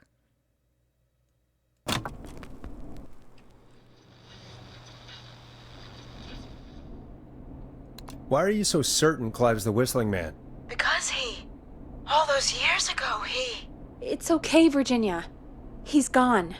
We found evidence to suggest well... And we found your autopsy reports for George Barrow. How? I saw him destroy them. Well, he didn't. I don't know if he kept them or made copies or what, but we found them, and we know it's related to what's happening tonight, which is why we called you. Why did you write a false report? All right. One day, I came into work to find a boy on my slab. And as I finished the autopsy, this man, Clive, he just burst in. And he started making demands to give over the reports, to falsify what I found. Of course I said no, but, well, when someone wants to make you do something, they can use the carrot or the stick. For me, he used both. You see, my sister is sick. She has a chronic condition that's never going away. It's expensive to treat, and it was getting to where I couldn't afford it. And Clive promised me that his employer would pay for my sister's treatment if I did what he said, and that if I ever spoke about this, he'd beat me to within an inch of my life. I don't know why he had me do it, but my sister needed me. You have to understand, she needed me. We understand. Fine. Thank you, Virginia. That was brave. God, I just want this nightmare to end. This will help end it, Virginia. Thank you. Stay safe, Virginia.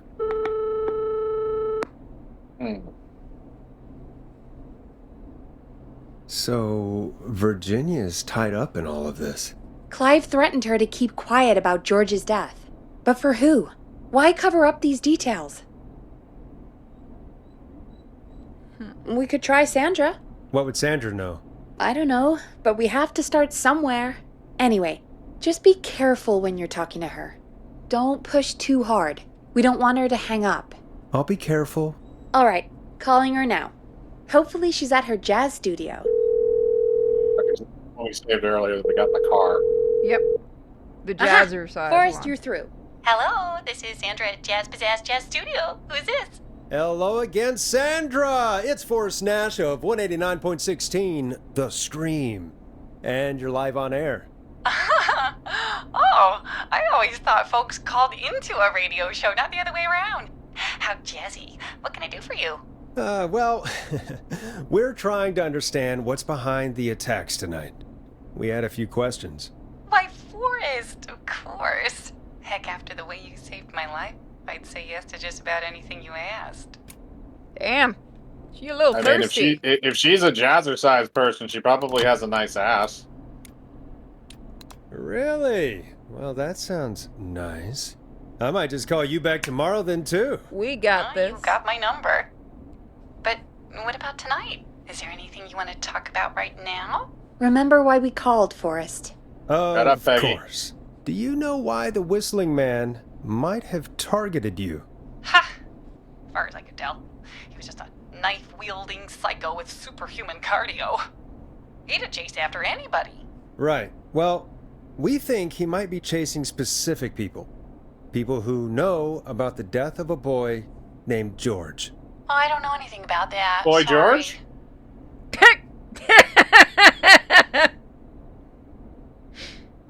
No. Have you had to keep quiet about anything? Any secrets you've had to keep? What would I have to keep quiet about? I don't know. I mean, could be that you've seen something or heard something. I never saw anything. And even if I did, what would that matter? And it was years ago. Oh. Oh, so if we just keep this up, she'll slip. Sandra, are you okay? It was years ago. We know, Sandra. You do? You know about? Yes. Of course. This studio is my life. After I found the body in the river, I couldn't lose my studio. Do you understand? Sure. I understand. When the rent just kept going up, he said he'd stop if I just needed to keep quiet. And everything would be okay.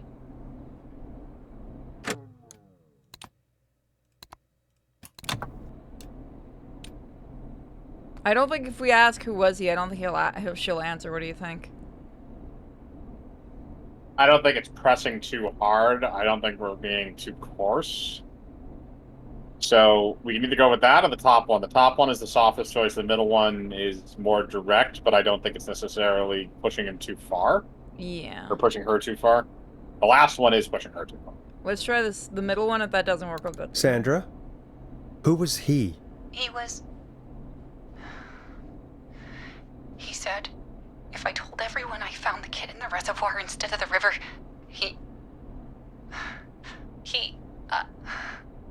I'm sorry. I can't do this. Do you want me to go back and try the other one? And she's gone. I don't think that could have gone any better. Okay, there You go. truly did great, Forrest. Well, folks, Okay. if anyone out there has any thoughts on what's going on tonight, please call in. That's good timing. We've got a call waiting just this second. Yeah, like she said, I don't think it could have went any better. Yeah, no, I agree with that. Because we got the information. The information was not necessarily who told her, but that she falsified where she found the body. She said she found it in the reservoir I suppose I instead should of the take river. this Do call. you want to go take a look at the map for a sec? So there's several waterways. So down in the lower left-hand corner looks like there's a reservoir. Left-hand corner. Yeah. See that body of water down there? Is that a Yeah. reservoir? Yeah, the reservoir. Okay, so that's the reservoir. The river looks like it's on the Hey, opposite Big side Shot, of town. hit the button and take the call. Shut up. So the river is on the other side of town. And it would have made sense for her to claim the reservoir, because look. Yeah, it's another body of water. No, it's The only also other right body. next to her studio. Hmm. The line's lit up. I need to take the Fine, call. we get Welcome it. to 189.16, The Scream, with me, your host, Forrest Nash. Hi, Forrest. I know this is Oh, really screw you, out of the pizza blue man. with everything happening tonight. But I wondered if you could send a special birthday message to my uncle. Hang up. No, hang up. It's stupid pizza man. No, I don't wanna.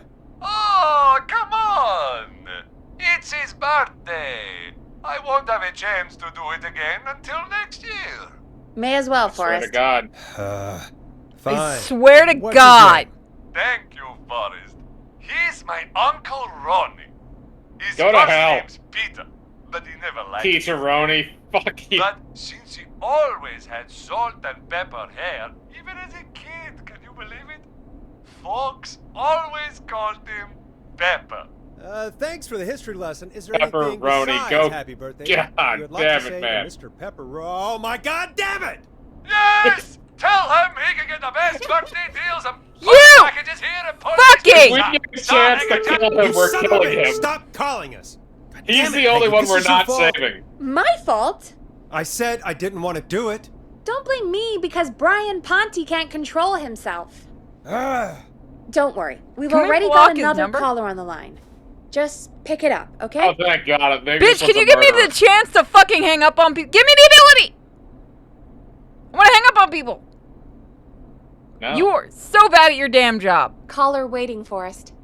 This is 189.16, The Scream.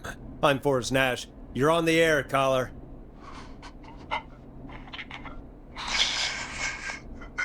Oh, boy.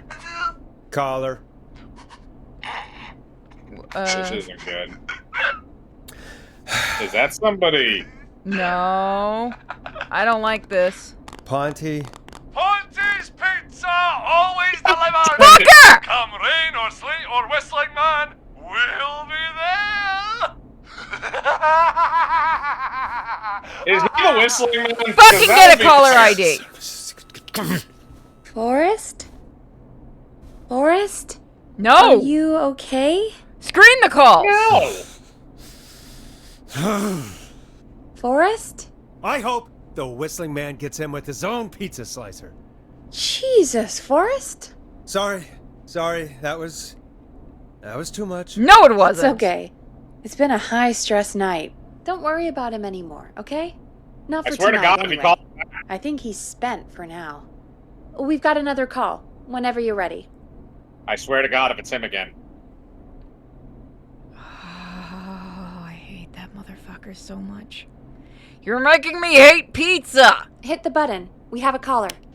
Folks, don't spend your money at Pawnee's Pizza. That's all I'm gonna say about that. Moving along, I'd like to welcome another caller to 189.16 The Scream. With me, Forrest Nash. Who, may I say, is calling? Well, hello again, Forrest. Don. Don? We played your song, Long Ride Home. Did you hear it? Can you tell us? Never mind that now. First, I'm calling because I need your help. Screw you. Bitch, we had a deal. Don, we had a deal. Kept my end. Who is the next target? Oh, it's too late for that now. I'll be the judge of that. Oh, fine. Chuck Brody was the next target, but that ship sailed. How did you know it was Chuck? Well, if I tell you, I might just put more people in danger. People are already in danger. This might help. Forrest, I don't have time. I need your help. Do you mean Yes, he's after me now. you? I think so. He must have heard me on the radio helping you. Helping? Right. Right. Okay. Tell us everything. I was out following a lead, trying to work out who would be next, after Chuck. And what happened? And I started to feel like I was being followed. I came back to my apartment building, but this newfangled security system has me locked out. I need you to help me get inside. Oh, it's the Okay. special security system. Don't you have a key to get in? Only for the apartment door. The front gate requires an entry code. The future is electronic, I guess. I need that code to get inside. Which apartment block do you live in?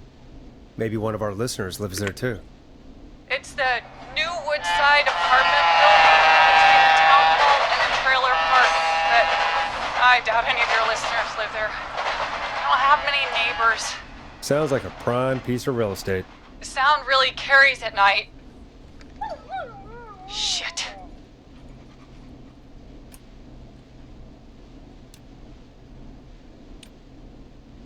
Is that a neighbor's dog?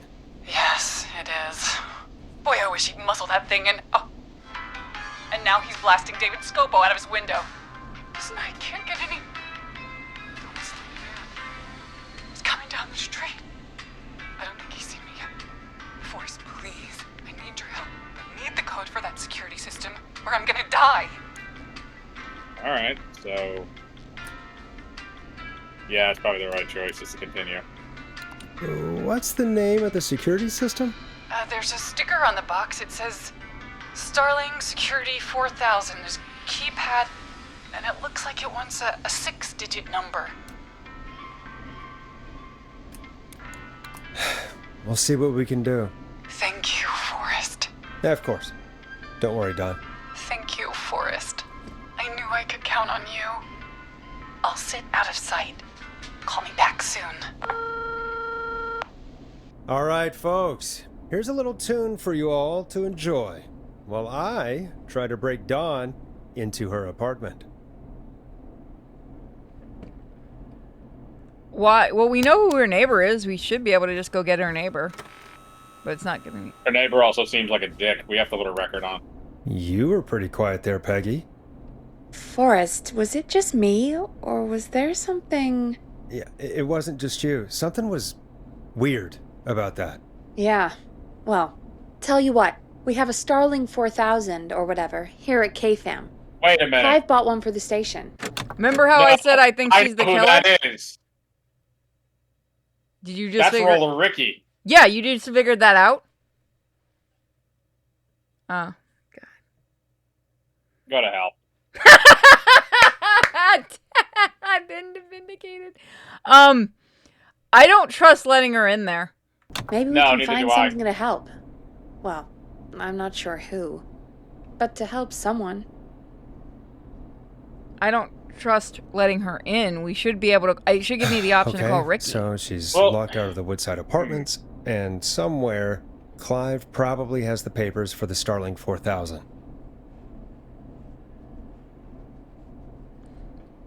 Peggy, let me call Ricky. Welcome back, Forrest. Find anything? Nothing by way of key codes. I see. Fine. Yeah, it's a. Wait, what? We have to put on a record. I'll go back Oh, it's on. and look again. Don't be too long. My issue is, again, could we have gotten... Okay, the only time I'm going to ask the person in chat who keeps wanting to... Who's really excited. Could we have gotten a chance to call Ricky? I doubt it. This seems very linear. That's why I'm asking them, like... It's. No, Yeah, okay. I know, but I was gonna say, yeah, we really haven't gotten the chance to, like, the only people we've been able to call are people I do that. not trust this bitch at all. No, I don't either. This seems like a bad idea. Maybe we'll get the option to give her the wrong code and see what happens. At least we know where it is if we found it last time. Is this way? No. Yes. Yeah, it was in here. Should have brought that way. Way in the back. No, we gotta go Starling around. 4000. Yeah, there it is. User manual. Ah, these codes should come in handy. Okay. Do not.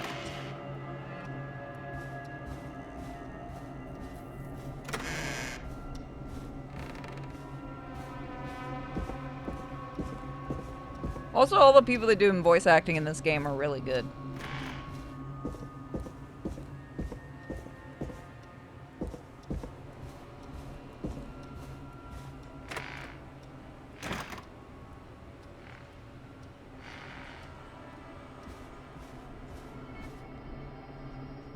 Alright, so somebody did kind of spoil what to do in a very vague way.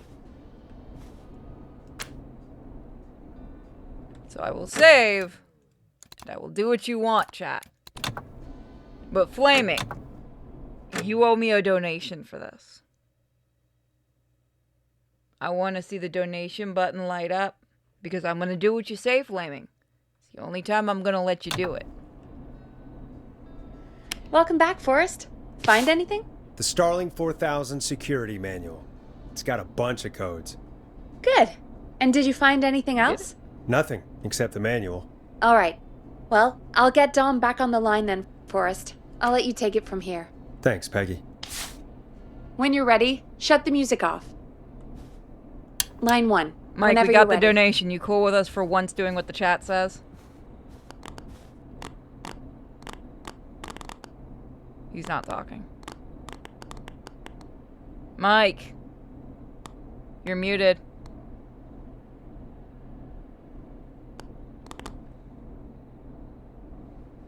Mike. Fine. Don't answer me. Don, are you there? This is Forrest Nash from Wait, 189.16. hold on. Did The Discord Scream. freeze? No, he's just muted. Damn it, Mike. He's off probably getting dinner. Oh, thank God you're back. I've been so afraid. What's the code to the gate? Oh no, I'm talking about, The code is 191519. Thank you, Forrest. Yeah, that doesn't oh, I sound was good. right about you, bitch.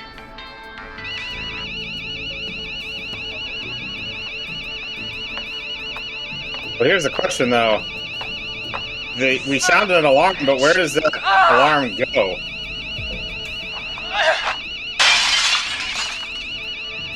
Is she? Yep.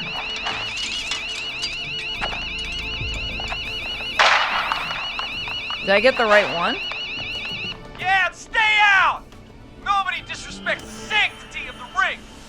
Woo! Don't ever come back here again! I'm calling the cops! Thank God.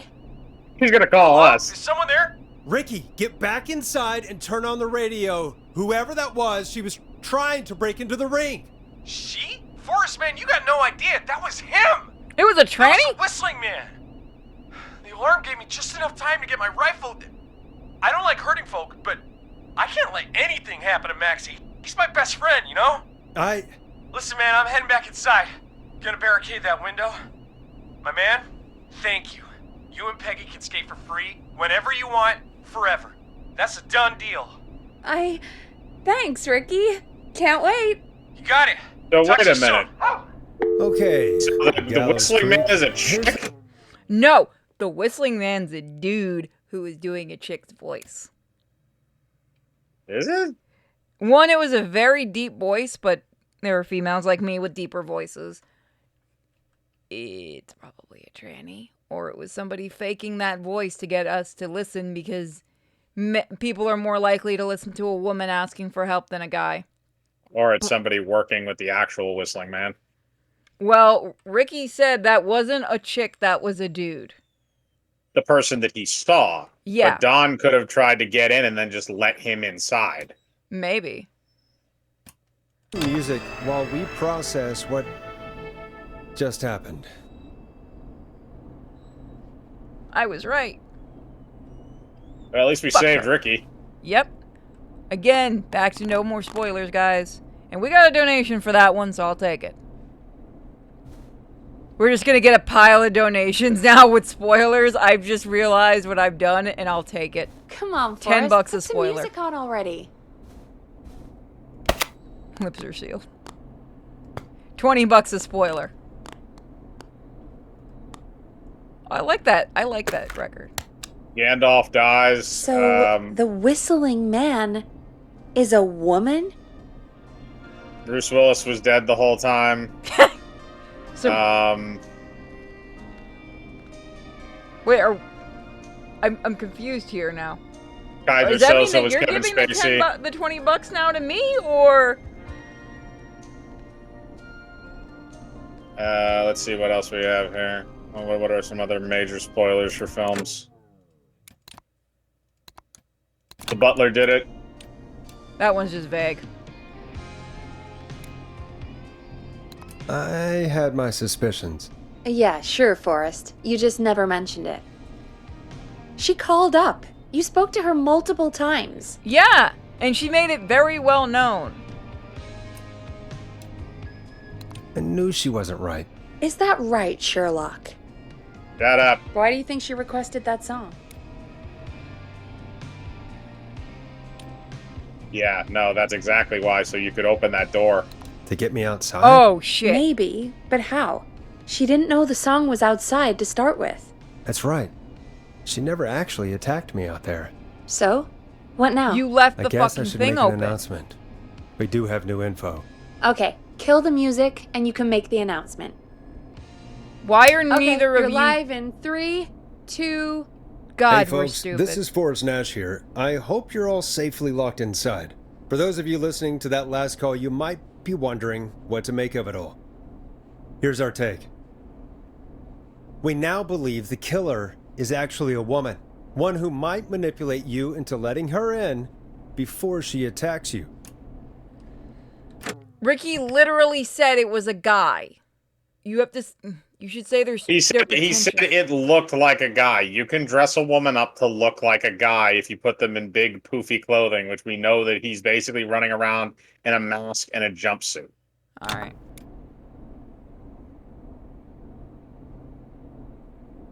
We're neighbors. Look out for each other and stay safe. You guys are right. The killer was calling themselves Dawn. This could be a fake name. If anyone needs help or you have info on the killer, please call in. You folks have my new number, right? It's 911. Hopefully, our next caller can help shed some light on our killer. Shouldn't the deputy be Hey, getting we had back a call soon? She come said in. it was 3 Okay, hours, folks, right? time to take a I call. think so. You're through to If that's Forrest her, I'm gonna Nash laugh on at your 189.16, The Scream. Hey, man. Murphy?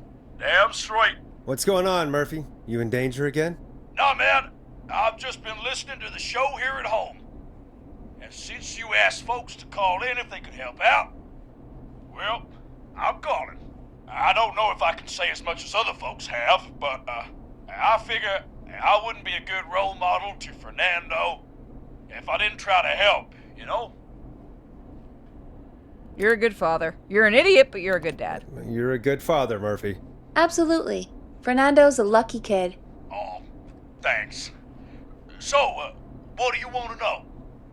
Well, what can you tell us? I don't know, really. All right. Well, do you know anything about the death of George Barrow? Absolutely nothing. Okay. What about the killer herself? Herself? Man, I didn't get my ass kicked by a lady. The man I went toe-to-toe with was a man. You heard the last call, right, Murphy? Yep. So you know it's a woman, and you were trained by a VHS, Murphy. I know, but... Man, how could it have been a woman under that mask? Let's just move on. Do you know anything about the history of the Whistling Man? No, sir. Tonight's the first time I ever heard of him. So he didn't What? come from the town. I moved here 3 years ago, man. What do you want from me? Okay, that makes sense. Hey, man, no worries. Just thank you for trying. Right. Sorry I couldn't help y'all more, man.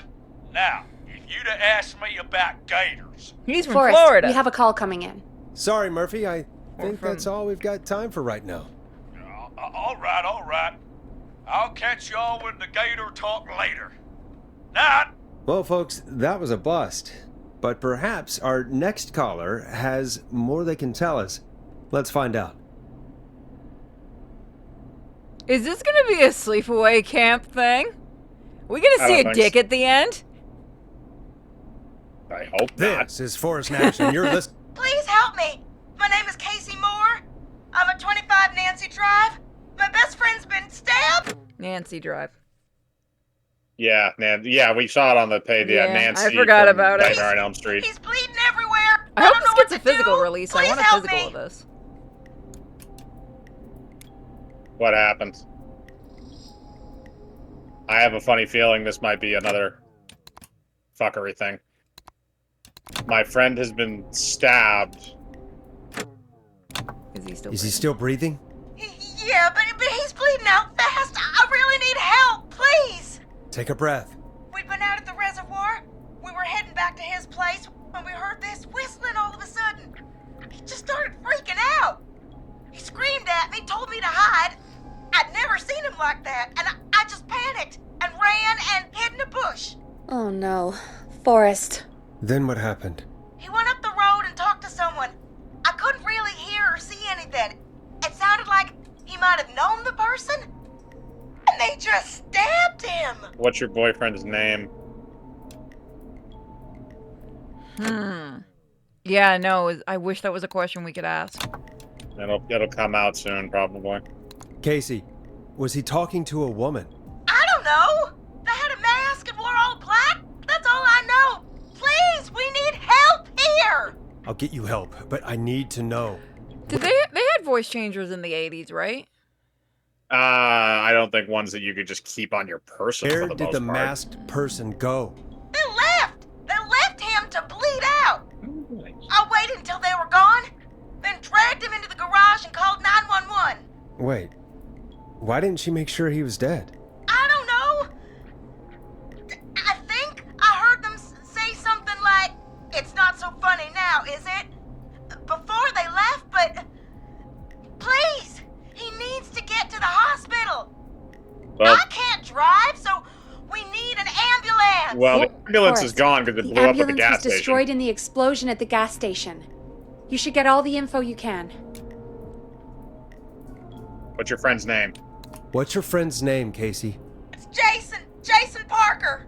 Can you tell us where Jason was stabbed? They stabbed him in the stomach, and then stabbed him again in his leg when he was on the ground, and it's... Oh, the knife is still there in his leg! We'll be right back. Peggy, patch us through to the hospital. On it. Phoning St. Gabriel's now. Switch to line 2. Hello, St. Gabriel's Hospital. How can I help you? Hi, this is Forrest Nash from 189.16. We have a stab victim at 25 Nancy Drive named Jason Parker. He's been stabbed in the stomach and the leg. He's bleeding heavily. Oh God, I'm sorry. But the ambulance is... well, you know. I know, but please, we need something, or he's going to die. Forrest, Listen, you're going to have to get him here. We need to see him, and we can't get there ourselves right now. We don't have any way to drive him right now. And even if we did, he's bleeding out fast. Do you remember that movie we watched a couple weeks ago? The one about the Olympic people? You mean Fatal Games? Yeah, do you remember how that it's making me think of that with the killer? I'm waiting to see more information. I'm not subscribing to that idea. I'm just not yet. subscribing either. It's just what's making me think of All right right, now. listen. We need to buy him time to get here. That means stopping the blood first, and then finding someone to stabilize him. To stabilize him, you really need someone with first aid training. Do either of you have any? No. Me neither. Damn it. I'm really sorry about this, but I Why have other can't you patients just- who can't wait. All I can do is talk you through the procedure as quick as I can, and then leave the rest to you. Wait a minute. Why don't we just connect you to the person on the phone? Because she can't wait. Can you get us a nurse that can fucking help since you're so busy? I mean, this town only has 3 cops. I can only imagine how many nurses it has. We don't really have much choice. Hit me. Okay, from the top. If he's bleeding out, then you need to get him comfortable and try to stem the bleeding. Lay him down. Apply continuous pressure directly to the affected areas. When the bleeding slows, get a clean cloth of some kind and hold it over the wounds. Get them comfortable. Apply pressure. Clean cloths when slowed. Got it. I think. You said he was stabbed, right? If the object he was stabbed with is still in him, don't take it out. It's stopping the worst of the bleeding right now. If anything, you should secure it so it stays where it is. I wouldn't have thought of that. It makes sense, though. God, that was a lot of info.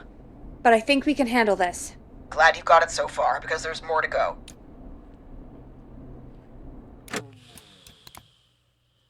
Thank God Mike's with us. Why?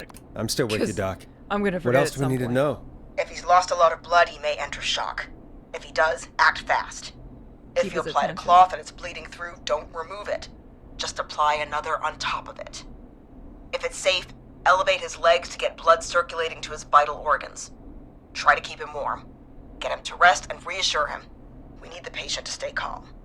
All right, don't replace bandages. Elevate his legs. Keep him warm and calm. This is a lot. I'm really sorry. That's as much as I can give you right now. Try to stop the bleeding, find someone to get him stabilized, and get him here as quick as you can. Good luck. All right, Forrest. Casey's still on line 1. Okay. We're gonna I have to think try. we can do this. Hello? Hello? Forrest, are you there?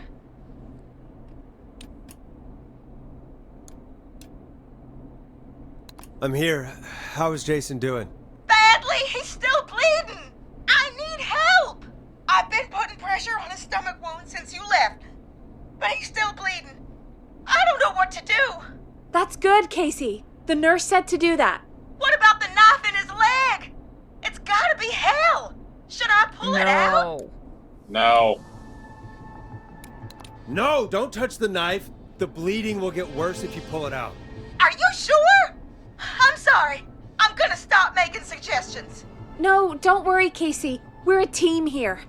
We're all going to get Jason through this. Casey, is his leg wound bleeding right now? I hate looking at that knife. Yeah. It's bleeding. His stomach is worse, though.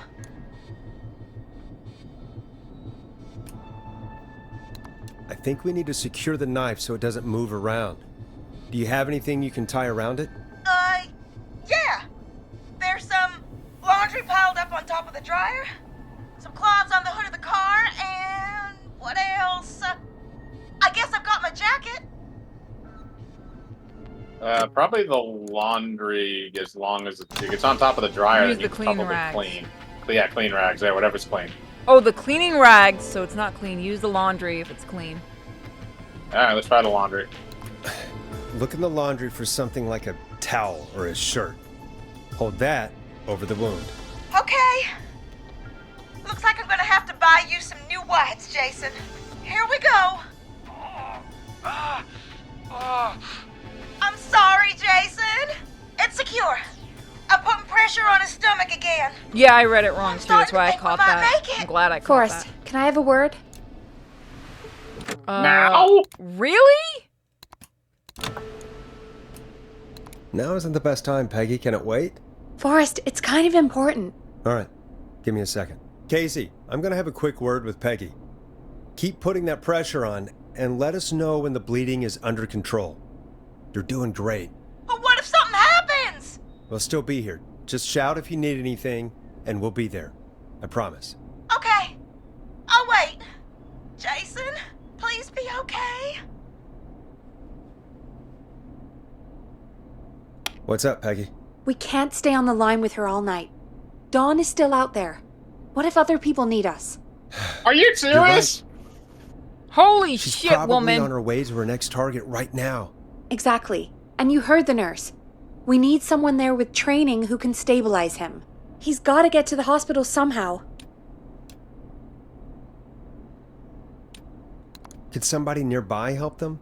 Maybe drive them to the hospital? You know, that's exactly what I was wondering. Do you have anybody in mind? I might. A little before you started working here, KFAM did a mandatory first aid training course. Me and Karen missed it because we were away on a producer getaway. You skipped it, didn't you? Never mind. So, how does KFAM's first aid course help us? Casey said they're at 25 Nancy Drive, right? Yeah? Why? They put up a bunch of cheap houses around there about 10 years ago. So a bunch of people here at the station live around there. Do you think any of them could help Casey and Jason? Probably, but I don't know who lives there. And since I missed the training day, I don't know who knows first aid. Could you call them and ask? I don't know everybody's numbers. I've only ever called Karen. Everybody's personnel info is probably in Reggie's office. Got it. I'll look through their files in Reggie's office. It's a life or death situation. I'm sure they won't mind. Right. But there are a couple of problems with that. God damn it. It's sensitive information, so Reggie probably locked it in his safe. Great. Great. Do you have any idea what the combo for the safe could be? Not a clue. Reggie's a serial note-taker, though. Maybe something in his office will give it away. Right. There is something else. I'm not gonna like this, am I? Have you ever heard, "The future is floppy"? Peggy, what the hell are you talking about? I'm talking about floppy disks. Floppy disks are like these futuristic things that have information on them. You put them in a computer and they do something. Peggy, I know what a floppy disk is. Anyway, Reggie decided that the future is floppy and started phasing out our physical records and replacing them with these floppy disks. I imagine it's the same for our personnel files. That's good to know. Since we haven't heard anything from Casey, I'm guessing Jason's okay for now. I'll check out Reggie's office and see what I can find. You'll need a key for that. I'll just slide it under my door now. Thanks, Peggy. I'll just have to look around. For the love of God. What else is there to do? Good. I don't know, I'll press patch the my pause mic button. down to the office, so you'll hear me over the intercom.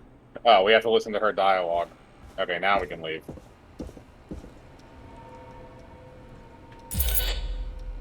Reggie's office key. Locked tight. It's downstairs, I think. Not in the basement, but downstairs in the station.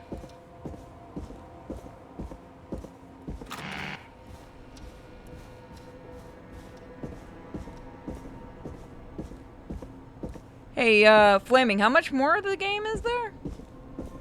The playthrough I saw had the guy doing it in about finishing it up in about 5 hours. Okay, we're almost done then. Well, that's assuming we're around the same amount of time that he was.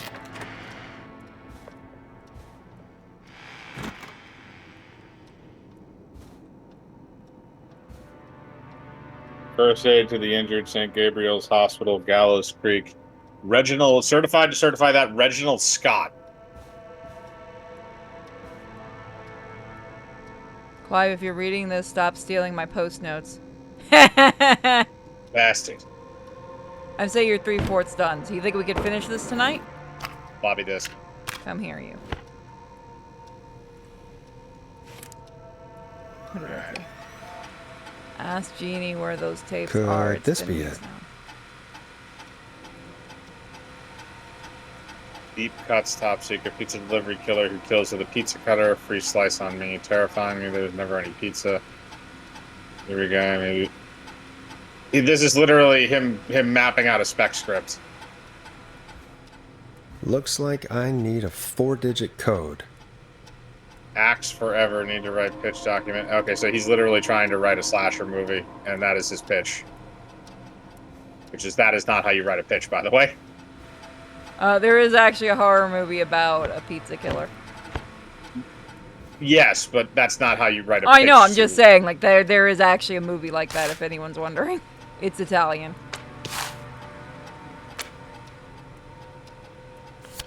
What the fuck is the other one?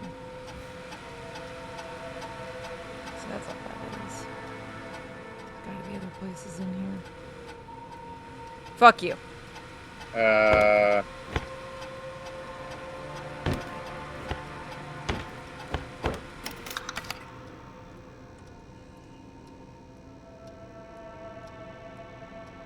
Alien sightings. I want to watch it. A grainy 1980s VHS. I'm good. Is there a floppy disk on the shelf? No. On the shelf to the left. Give me a minute. Okay, never mind. I just had my eyes playing tricks on me. It said you needed a 4-digit code. Because we gotta open the safe. And that's the only floppy disk I can find. Yeah, but they said we have to open the safe, so there might be a floppy disk in the safe. Could this be it? Oh, it's probably written on here. 1107. Okay, we can try that. So it's on the wall over there. There's a sticky note as well. Nice! Alright, that worked. Oh god, there's a bunch of them. Alright, let's see what these shenanigans are. That is something written on it. That's us. So we'll read that one later. It's Peggy. I just want to see what it says about Peggy. Where'd I... Okay.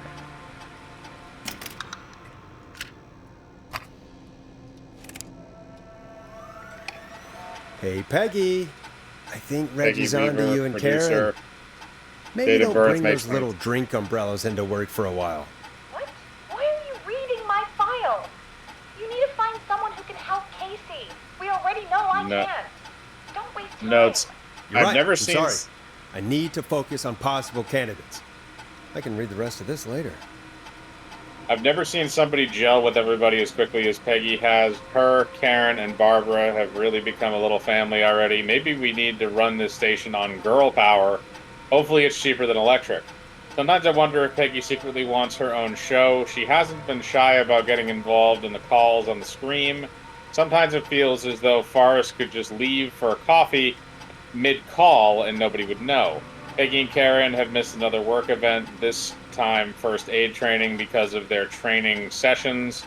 Their collection of cocktail parasols grows after each session. Why are they doing training sessions at a bar?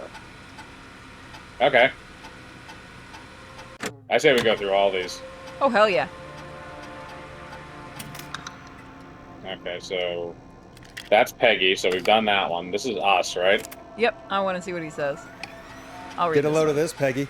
Apparently, I'm a lone wolf type. Forrest, what are you doing? We don't have time for this.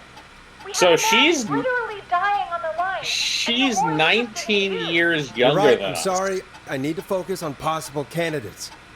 I really shouldn't have read both. We're in a hurry. So Forrest Nash, I can't believe we actually got the Forrest Nash here in Gallows Creek. His motivation may be low, his demands are a bit beyond our means, and he's currently blacklisted from any reputable station. But honestly, we don't have a reputation to lose. Forrest isn't really integrating with the team, seems to have this lone wolf thing going on. Heard him call Jeannie Janie, Janine, and Brenda in his first week. Hopefully this changes when he gets settled. I've paired Forrest with Peggy for his show. They seem to have developed a relationship of sorts pretty quickly, which is good because we sure don't have the show budget to pair him with Karen. Okay, so that means Forrest is 47? Because this is supposed to take place in 1987, and that would mean that Peggy was born in 1959, which would mean that she is 28. We're going for the younger one. I'll read it. The fuck was that? Somebody knocked on something. John refused to engage with the first aid trainer during the course. I know he was a war medic, but it was station policy to send everybody regardless. John apparently has a bunch of medical equipment in his home that he procured from the military at the end of his service. Is that legal? Do I need to report him? Spoke to John again about eating the free samples that Brad gets sent for his reviews. He said he'd stop, but he said that the last 3 times too. Is it un-American to reprimand a war vet? Go lay down.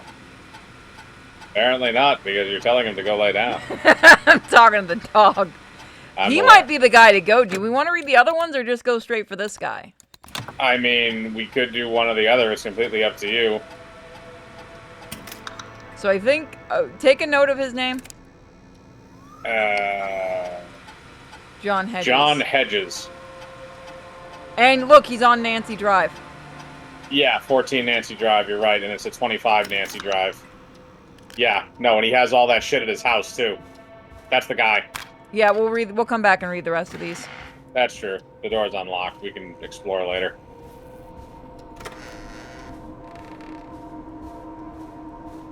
Maybe it's the game's way of saying hurry up. It might be. I don't know if it's timed or not. Well, they seem to be bitching at us over the mic for doing that, so we'll see.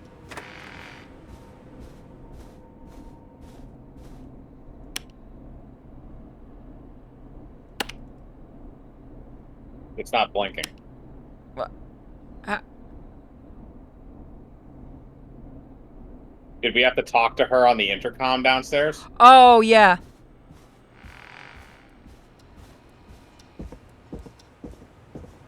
Peggy, I'm literally right here. Come on.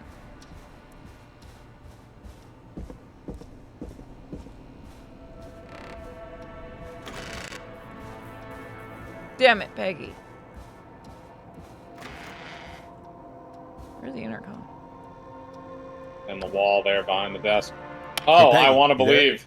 Yeah, you didn't see that, so I said fuck you. I think I know who our best bet is to help Casey and Jason. All right, good work. Who should I... Hello? Is anybody there? Please pick up. Casey, I'm here. What's wrong? Jason started going pale. I tried to get him to rest, but he just threw up everywhere. What's happening? What do I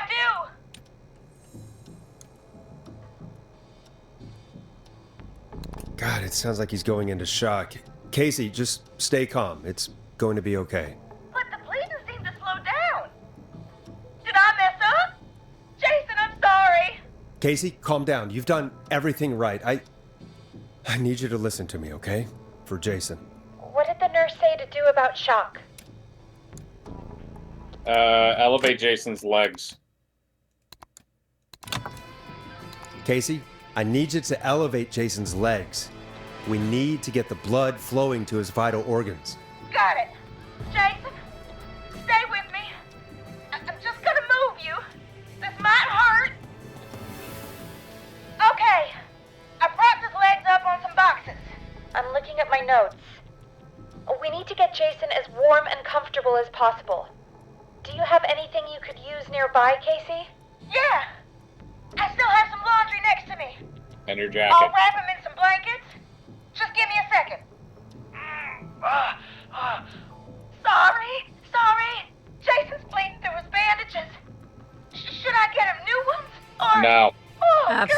No, you want to add. Don't remove the bandage. Apply another one on top of it. Do you still have something you can use? I've used the rest of the laundry to keep him warm, so I'll use my jacket. I can always get a new one. I'll There fix you the go. bandage and get him warm.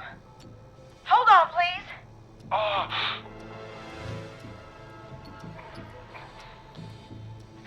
Sorry. I'm done. You're gonna be okay, Jason. Just relax now, okay? Forrest, I'm scared. He's not doing well. Is he? Is he gonna? Casey, I need you to be strong for Jason. Sit with him and reassure him that everything's gonna be okay. Okay? Okay. But please, I can't give him what he needs. Please sit down. I can't lose him. All right, Forrest, we need to hurry. Jason doesn't sound like he's doing too well. You said you knew who to call earlier? Who was it? Call Hedges. It's their only choice. We need to call John Yeah, 'cause Hedges. we didn't check he any lives on others. Nancy Drive. He didn't really participate in the first aid training, but he's a former war medic. He's probably the most trained person we have. Really? I never really spoke to him before. A war medic, huh? Yeah, and according to Reggie's notes, John keeps all of his old equipment at his house. He's something of a hoarder. All right. What's his number? 5420735. Calling now. Let's hope he picks... 8675309. What time is it? John, it's Forrest Nash here at KFAM. We have an emergency and we need your help. Forrest, if this is a work emergency, then it can wait until the goddamn morning. Just leave me a note like everybody else.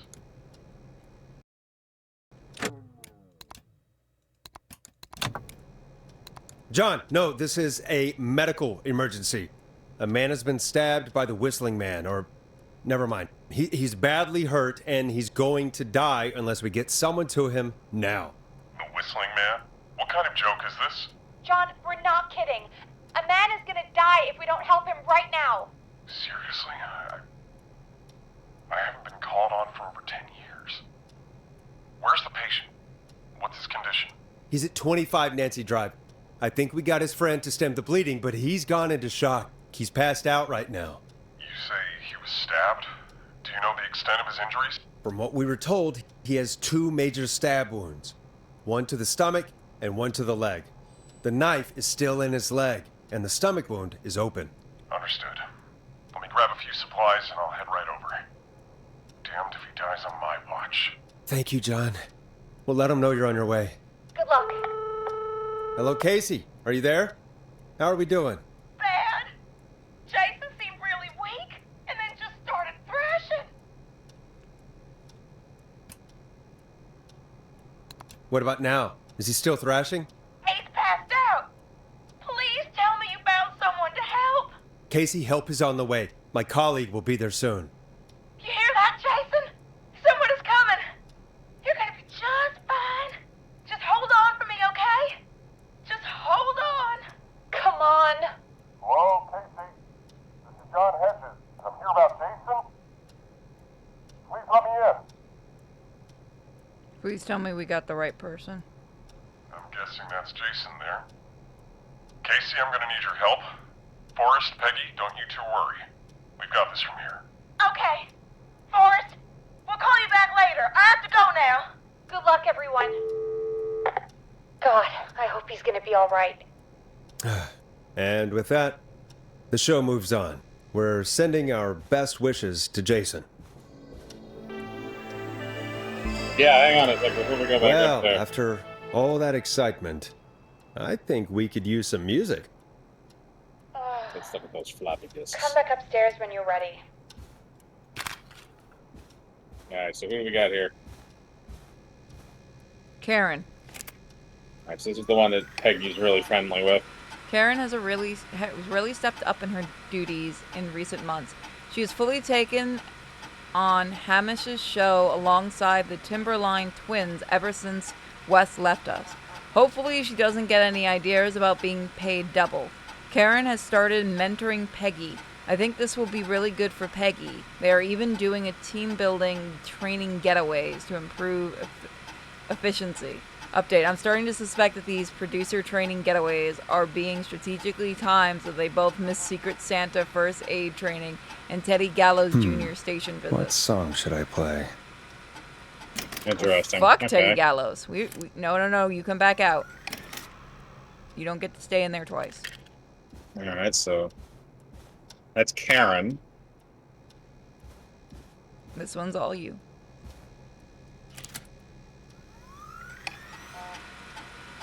Hey, Barbara Albright, receptionist, October 7th, 1957, so she's 2 years older than Peggy, 14 Craven Street.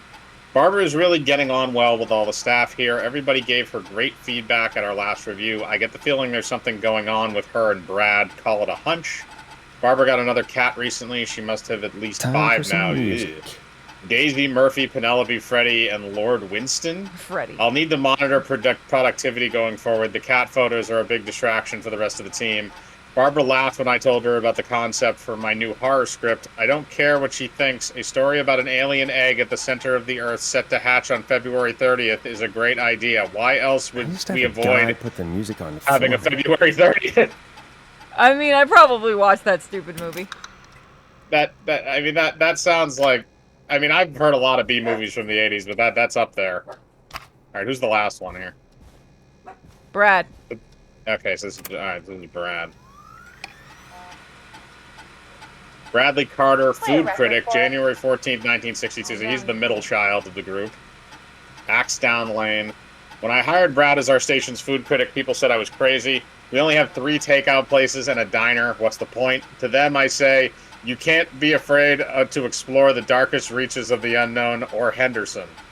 Bradley and Barbara seem to be spending an awful lot of time together. I didn't realize she was so interested in Brad's work. Maybe I should join one of their after-work meetings sometime. I've always wanted to learn more about food. Brad and Barbara ended up missing most of our first aid training session. Brad had a joke about practicing mouth-to-mouth, and Barbara got really upset and stormed off. The joke wasn't that bad. He's oblivious. Also, Barbara. Brad. All right. Aren't they both, Brad was the name of the brother in... Yes. Okay, I was right. I don't know where Brad comes in, because that's not Night of the Living Dead. Oh, that's not the brother's name? That's what I was trying to figure out. I don't think it's the brother's name. That would be even weirder, considering they're fucking. Give me one quick second.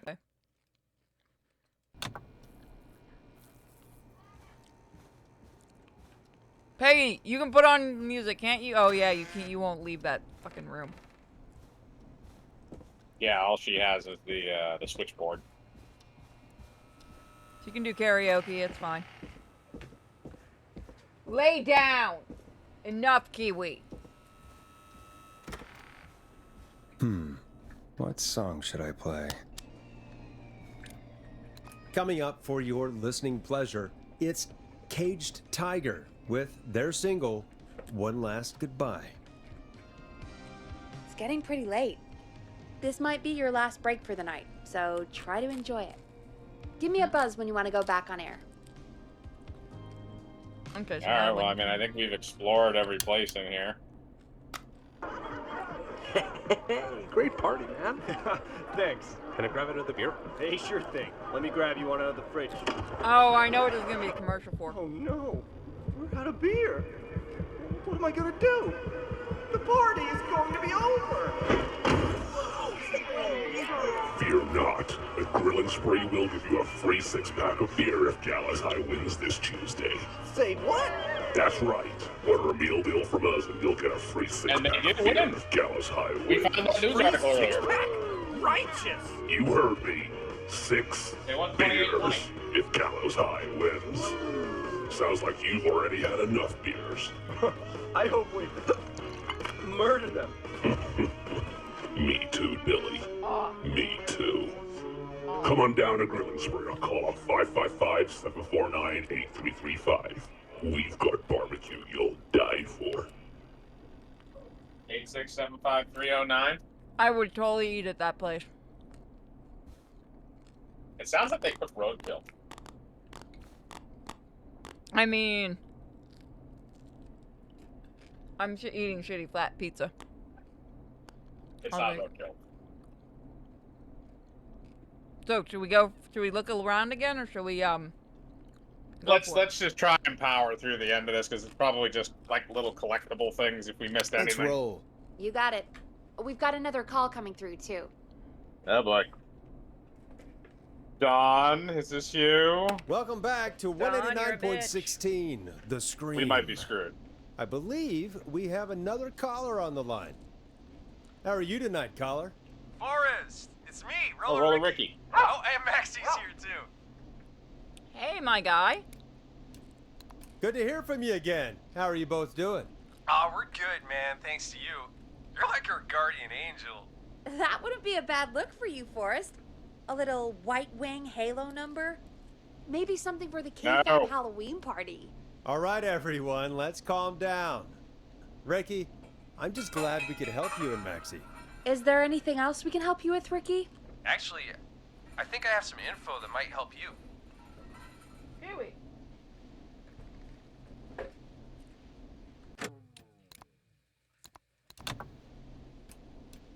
Oh?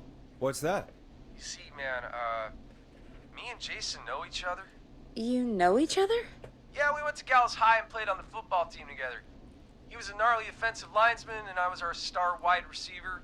Runner Ricky, they called me. All right, and what does that have to do with tonight?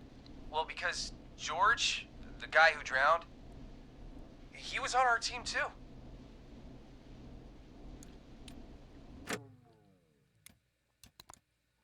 We kind of figured that was coming. Tell me about him. What was George like? I didn't know him for long, man. Sad to say. We had our first team party on the night he drowned. He seemed like such a good dude. Ricky, were you there when George drowned? No, man. Once the party turned, I beat feet out of there. Man, I remember George and his girl there. There was a whole lot of love, man. I could see it, you know? Oh, George's kid. What She was her name? pregnant.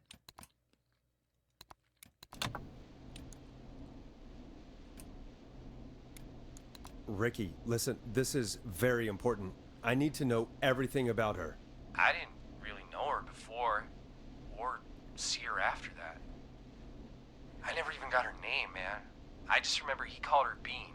Then what did she look like? Please, tell us anything you remember. I just remember a pretty girl, man. I'm sorry. Ricky, you said the party didn't last long. What happened? We were just having a good time, and then the next thing I knew, everyone was running for their life. I looked up and saw that goddamn whistling man in the trees. And I never ran so fast in my life. I ran straight home. Didn't know about George until next morning at school. I'm guessing it was whistling night, wasn't it? That the whistling man was just another kid. Yeah. I don't know how George died, but I always felt like if anyone deserved to die that night, it should have been me. And Survivor's guilt. It wasn't his fault.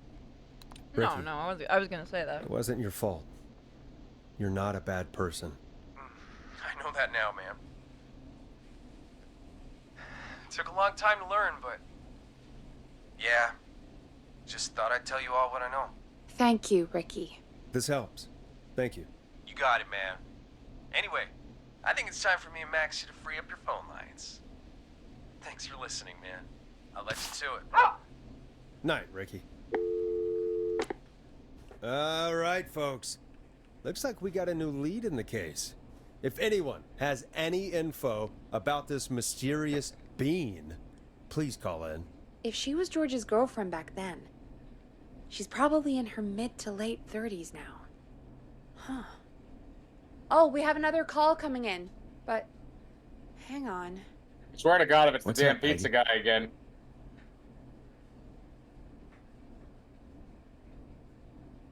Peggy? You're gonna want to take this call off the air. Who is it? Just do it. All right, folks, it's time for another track. Here's one to help you sit back and relax. We'll be right back after this.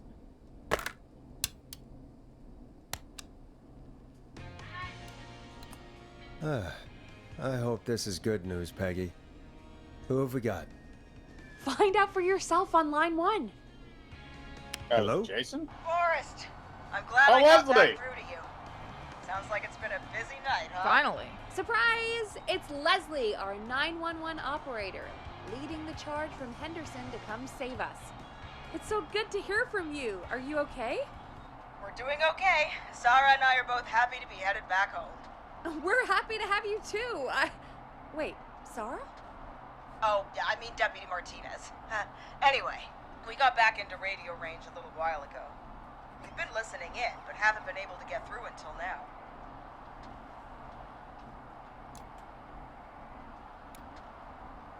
It's been non-stop since you left. Please tell us you're bringing help. You bet! I'm leading a whole goddamn squad towards Gallows Creek as we speak. Turns out somebody had cut the phone lines. They had no idea what was happening. That's great news. That's crazy about the phone lines, though. Do you think the whistling man cut them? I'm guessing so. I don't know how the whistling man did it. But that doesn't matter right now. Listen, we're coming in hot, but we need your help. I know Gallows Creek isn't a big town, but if we don't know where the whistling man is, we can't get him. Her. That's where you come in.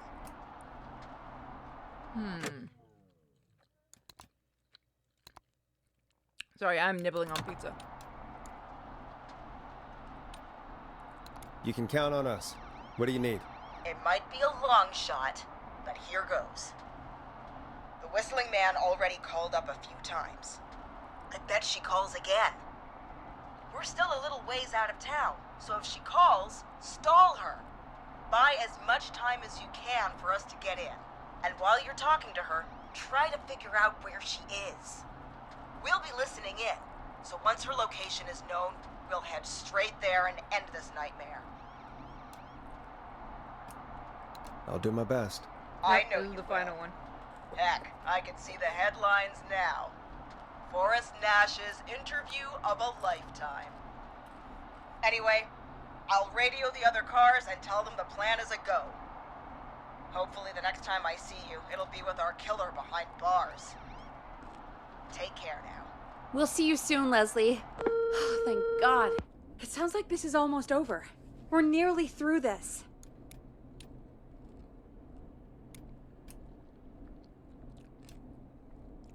I hope you're right. The sooner this is over, the better. I am right. Trust me. Also, thank you. Anyway, we I'm should very get you happy back what on I air. do. I'm glad you guys enjoy it. Taking callers is the only way to see this through. Well, what the fuck Okay, else have Forrest, we been doing shut all the night? music off. Bringing you back live. Be right back. Sorry, guys. Don't mean to delay. I don't think there's too much left. We just have to get through and get the killer. Welcome back to The Scream with me, Forrest Nash. The line is lit up, but before I get to our next caller, I just want to say things are looking up. It's almost over. But for now, let's bring in our next caller. Evening, caller. This is Forrest Nash. Hello, Forrest. This is John Hedges. I'm here with Casey. I wanted to give you an update on Jason. John! Is he going to be okay? He's a fighter. He'll be fine. We've got him stabilized and resting in a bed. We're preparing to move him to the hospital. Thank you so much. Woo! If you hadn't been there, then... God, I don't even want to think about what would have happened. Of course, Casey. We're just happy he's okay. John, Casey, you two did all the work. Tell Jason to get well soon from us, whenever he's up for it. Well, why don't you tell him yourself? Is this Forrest? The one and only. I hope you're feeling better. It's good to hear you, Jason. How are you? Oh, well, you know. I've got a hole in my stomach, and there's a knife in my leg, but John gave me something to take the edge off. So, I might feel even better than either of you. Oh. Take it easy until you get to St. Gabriel's. I will. But, before that, I needed to call you. I'm guessing the Whistling Man is still out there?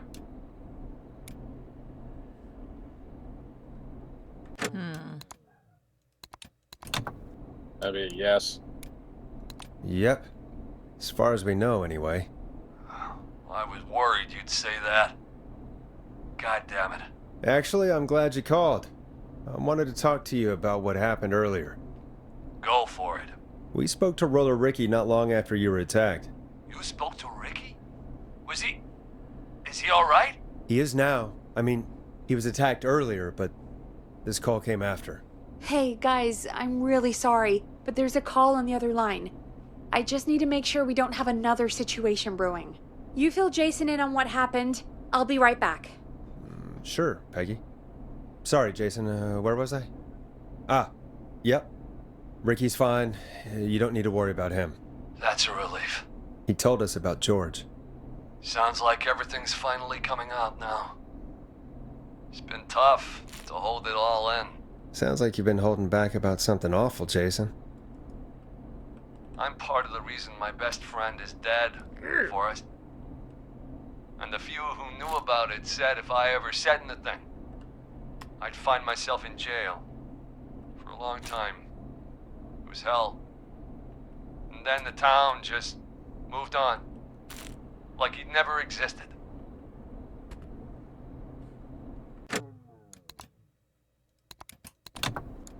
What happened that night? I went along with the stupid prank, that's what. Whistling night. Some of the guys on the football team had an idea for a way we could haze the newcomers. We decided to plan a party in the woods and have the Whistling Man crash it. It was stupid. We each had a role. I was the stabbed friend. Oh, the the irony. party that night, I left the group for a second. Met our Whistling Man. Pretended to get stabbed in front of everyone. Started an almighty panic. Those screams. I keep thinking the stabbing was like more years ago than it was. That was the last time I saw or heard George alive. How did George die, Well, Jason? it would have been 19 years prior. I was playing dead. But when I heard her scream... Ricky mentioned a girl named Bean. Is that who you mean? Bean. Oh, yeah. I guess George did call her that. Yeah. Peggy? He called her Bean. I heard her again tonight, Forrest. Her name was... What? What happened? He cut Are we the still on power. air? Fuck. No, we're not. Seems like the power is completely gone. How do we get it back She's- on? She's in the building. Yep. Oh, we can use the emergency generators down in the basement. Reggie picked it up a while ago in case we ever needed to do an emergency broadcast. An emergency broadcast? Emergency? You know, nuclear war, alien attack, broadcasting a serial killer's location to the cops so we can end this nightmare. Fair point. It's in the storage area in the far back corner, up on the wall. You might have spotted it earlier when you were digging around for all those tapes. Never, It'll have a Neko. big red button. Just press that. Okay. See you when you're back. This is not going to end well. Oh yeah, no, we're gonna die.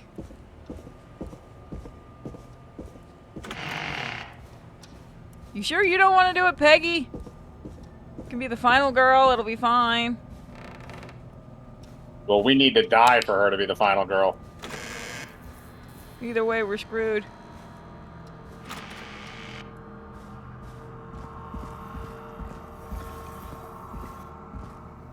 What's in here? It was where the tapes are, so yeah, we'll be just back from here. Far back corner. Why is this station so big? Far back corner. Okay. So there was a big red light. There it is. That must be it. Boom! We've got power. Shit. The whistling. He's in here. I need to warn Peggy.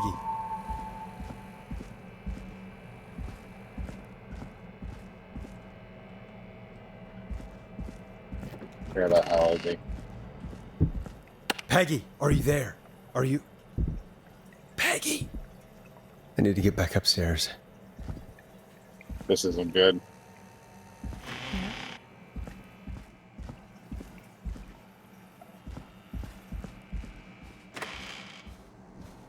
Oh, because somebody Pick up. wouldn't let me close a door. Have a weapon. Uh-oh. We can't go back out that way. How did that lock? That's a very good question. Still can't get up there. Saving right now. We're gonna run into something. The door is open. Oh no. She ran out. Peggy! Where'd you go? Peggy's part... I think I son of a just bitch. realized what's going on, but I'm gonna keep quiet. No. I think I know what you're thinking, but I don't know if that's true. It's a chick, yeah. How old was Karen? Karen? She was 4 years younger than Nash. A call. So she would have been 43? Okay, never mind.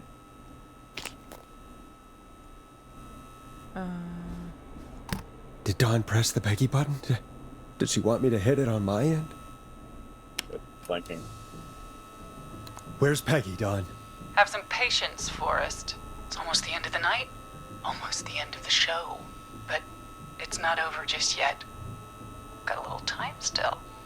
So yeah, it is So a chick. let's make the most of it. Okay, we have to keep her on the line. Yeah. All Ask right. her a question. Let's. I'm happy to hear that. Huh? I thought we'd end tonight's Whistling Man special with a special guest. The one who started it all. Oh, let me take that out of your mouth and... You crazy bitch! Let me go! Welcome to the Well, air, I was right. Mr. Teddy Gallows Jr. Wait. It's all gonna come out tonight, Teddy. Your daddy and his money saved you 20 years ago. Wait, where is he? Crawled out of his coffin with all There's the money two in of the them. world. Wait. Where the hell is Ted? So Peggy is helping. No, I'm guessing that How are now, you and talking Dawn's to the him sister. if you're here with me? Because I'm not there with you, Forrest. I'm here with Teddy. And if he says where that is, well, he knows he'll get it. Wait, then... Who am I looking at? Forrest Nash, let me introduce you and all of Gallows Creek to my boy, Henry Barrow. Oh. So George had a son. I told you. You just said it was Peggy. What the fuck No, are you I talking said about? before that it was probably her kid when they were talking about Bean. Hi, Henry. Nice to meet you. Don't mind him. Yeah, that's lovely. He's just shy. So He also an true inbred whistling mutant? men tonight. Of course. That explains how you were always able to get around town so quickly. And that's how you escaped the secret archives in the newspaper office. Don't think I've forgotten about that, Forrest. Locking my sweet boy away like an animal. And Murphy, he was right, wasn't he? He did fight a man. He did. I taught my boy to never run away from a fight. Hang on. Did you say Barrow? Then are you? Let me just get this mask off. Damn uncomfortable thing. No wonder Mooney went crazy wearing this. There we go. Marie? Marie Campbell? George's old girl. Oh. Well, it sure has been years since I last saw. Oh, God damn it.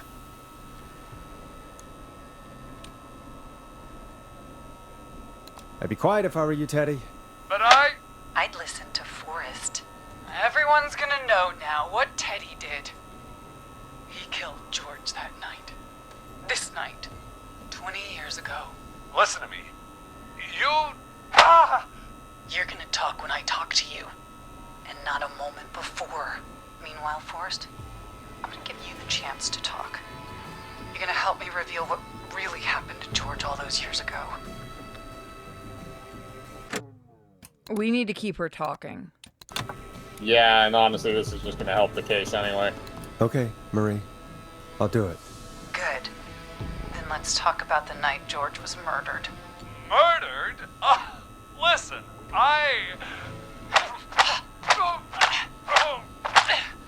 You gotta learn when to shut up. I said you speak when you're spoken to. Yeah, no, keep doing it. It's a politician. It's fine. Now, I know you've done some good work tonight in piecing together what happened to George 20 years ago, and that's why I want you to interview us. Interview you? All right. I can do that. Thank you. I want you to help me and Teddy tell the story, Forrest. Do a good job. And hell, You might be the only one to leave here alive. Bro! Shut up. I need to drag this out. If I can buy Leslie time to get back to Gallows Creek, and if I can find out where Marie is, then this can end. Teddy, we'll start with you. Just, talk me through what happened that night. How did it start? how would I know? It was 20 years ago. Don't lie. You idiot. Don't Hit him. fucking lie. Hit him again, Marie. Ow. What the hell?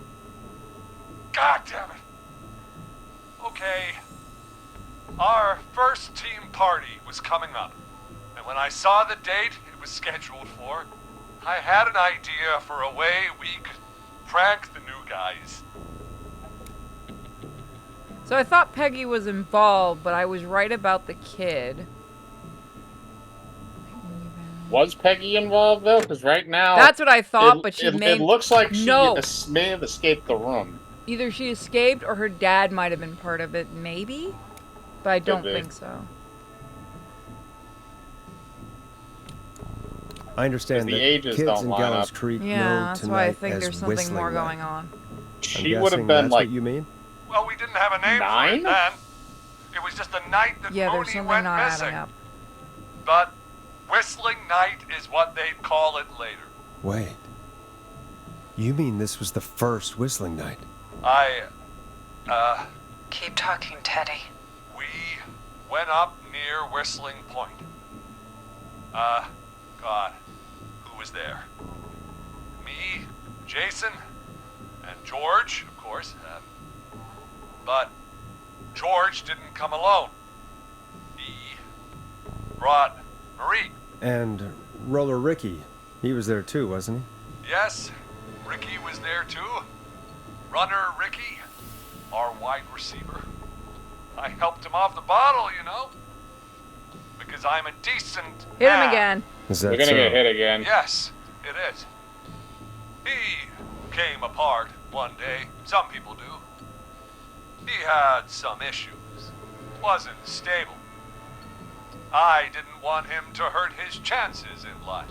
So That's a load. I helped him keep himself together. You were afraid he would talk about that night, weren't you? Keep talking.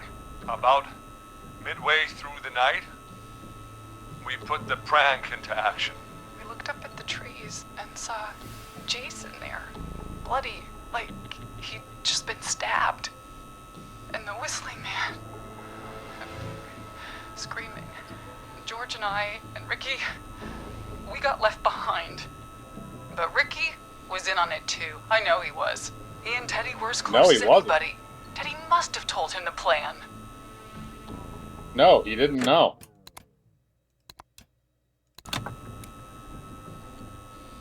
No, Marie, you're wrong.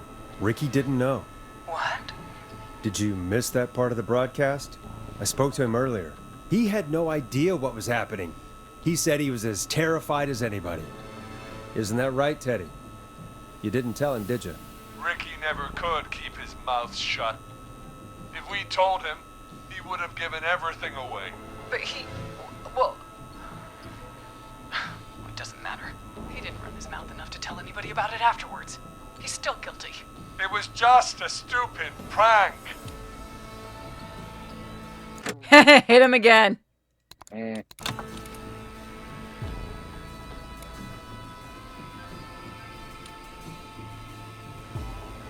How can you still say it was just a prank? Oh, come on. Oh! God. That sounded like it hurt. That was squishy. You made George think Jason had been murdered. He thought his best friend was dead. And so tonight you stabbed him for real? It's the role he wanted to play. Jason's still alive, Marie. He was with a friend. We talked her through how to stop the bleeding and got him professional help just in time. Oh. Well, shame he didn't have the good sense to die earlier. He's gonna regret that. Enough about him. We really should not be telling her who survived. And This who is the didn't. end of the game. It doesn't matter. Took off running, but somehow we got separated in the woods. I ended up near the bottom of Whistling Point, and when I noticed George wasn't with me, I panicked. And then, I don't know how he snuck up on me, but the Whistling Man grabs me. I scream, and he starts laughing, telling me it's just a joke. I can stall for time here.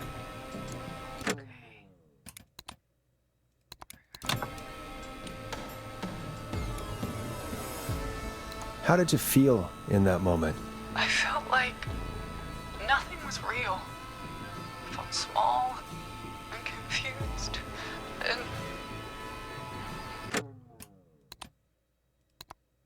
You don't need to save after every single one for the love of God. No, fuck Who you. was under the mask, Marie? Who was the Whistling Man? It was Chuck. Chuck Brody. Laughing away. But then he stops. And he's looking up.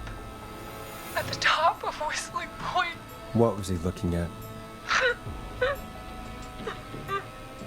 Teddy, what happened next?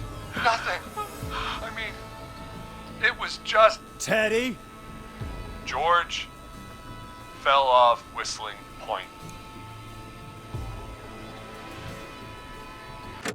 I don't care if it annoys you.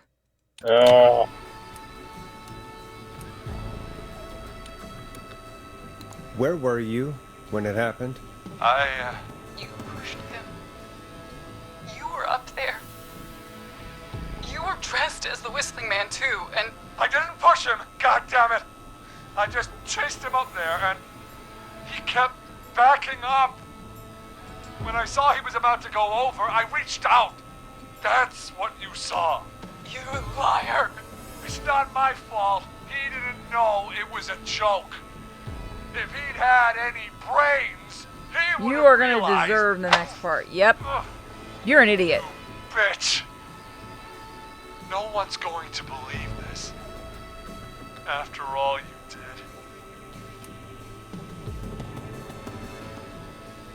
Good I question on why believe the her. cover was. You... What? We need to keep her talking. We need her on our side.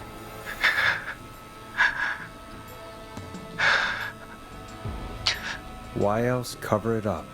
My future was at stake, Ash. You're gonna get hit again. You know what it's like. People like us are bred for bigger things. I'm going to be the mayor of this town, Forrest. And then governor. And then, who knows? What happened that night was tragic. It should never have happened. But it was a mistake. It was just a stupid joke gone wrong. So my father sent Clive out to clean it up. Why should a blip ruin my future? Hit him again. George was a blip? He wasn't a blip, Marie. His father covered it up from there. I searched for George's body all night, but Sandra found him the next morning while out jazz running.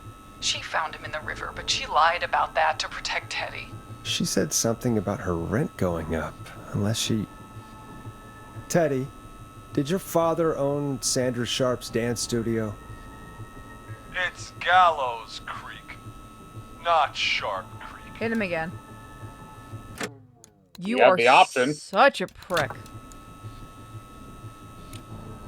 Hit him again, Marie.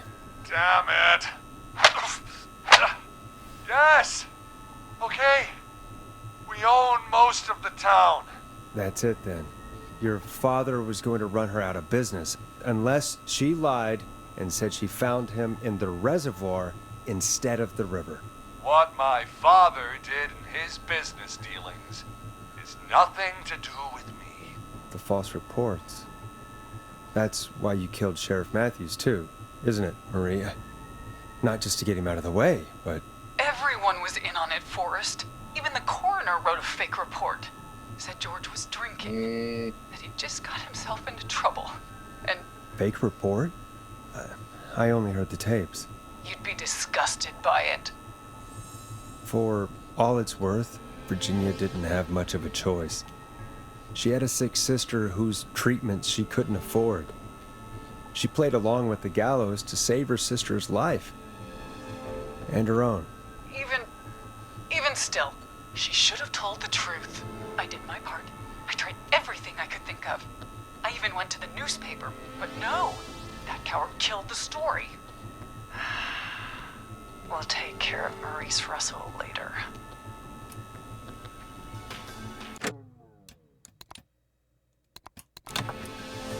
You've been through hell, Marie. I'm sorry. You've got no idea. It never should have started. They shouldn't have pushed my George off a cliff.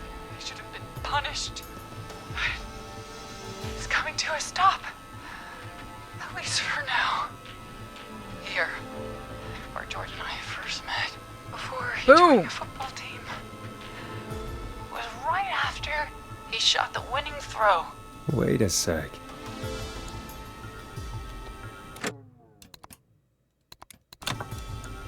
But He shot the winning throw. What is he doing? Being creepy. Somebody holding Teddy You don't hostage. shoot a throw in football, right? You throw a throw in football. You shoot a throw in basketball, but he was a football player. You're at Gallows Creek High, in the gymnasium. That's right, Forrest. Not that it matters, but yes, we're here. Anyway, I think that about wraps up the interview with Teddy Gallows Jr. survived. So, fuck. Marie? Where? Oh my god. Peggy! Teddy? You've gotta help me. Peggy, where the fuck? What? You'll talk more later. Now I have to talk to someone who mattered more than you ever did. Peggy. It's been so long since You're I've right, seen that's your the sister. face. I worried you wouldn't come. Marie! Oh my god. I thought Yeah, you're right. Here I was, thinking you'd forgot me. I'd never forget my own sister. That makes him her nephew. Sister? Peggy, what's happening? Why are you even there? Wanna explain, Peggy? Earlier, while you were speaking to Jason, I got a call. Do you remember? Well, it was from Dawn. She said that my sister Marie was there that night George died, and that I should come to the gym for a reunion. And when you walked in, you found out. That my sister is the Whistling Man.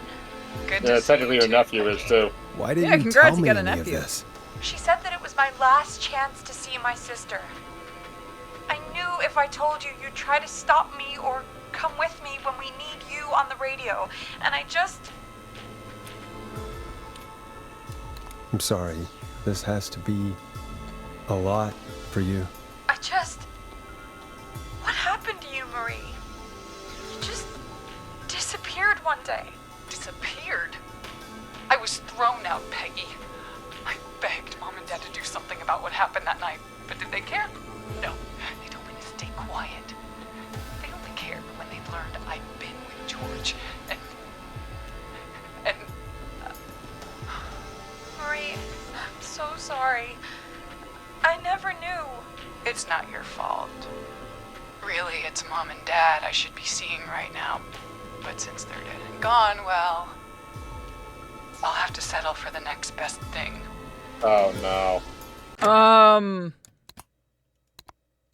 She's gonna take it out on the sister. You mean Peggy, don't you, Marie? Someone has to pay for what they did. Marie, please. Mom and Dad are gone, Peggy. Besides, you forgot me. Just like the rest.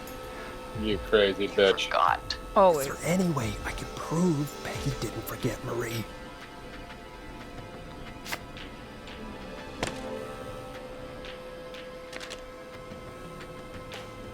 Yeah. Marie, Peggy never forgot about you. Keep your mouth shut. She kept a card from you. She kept it here on her desk. What card? The card you made me for my 8th birthday. What does it say then? Happy birthday, Peg. Now you're great and 8. Love, M.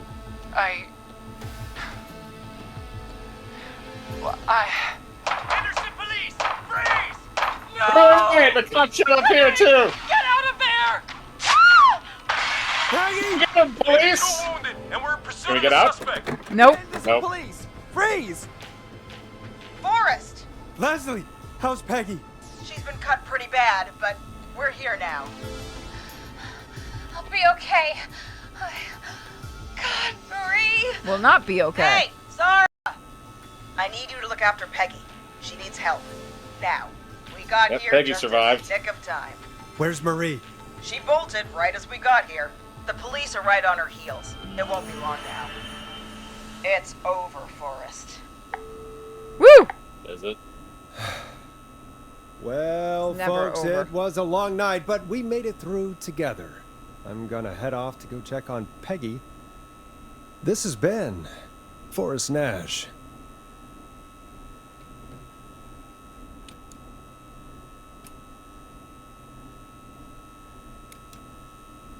And it's been a scream. Game should just give me an achievement. Fuck you. Oh, we could have Nash died. survived. Okay. Save all the targets. Those are probably some of the deaths. In the dead of night, I can hear you calling for me, and there's nowhere to That is run. definitely a song you would hear in the credits of a slasher movie. Come in. One suspect is in custody. Trailed the other suspect into the nearby woods. There's gonna be a second game. And you Wait, which one did they get? There's gonna be a second game. here in the darkness. Let me fucking lower that. Jesus. It's growing stronger Access the radio? inside of me. It's a killer frequency. No, but I want this song. I can feel my heartbeat. Is there a game behind you? No, okay, we're just gonna run. Alright, well, I mean, we'll let it play through and see if we get any more video calls.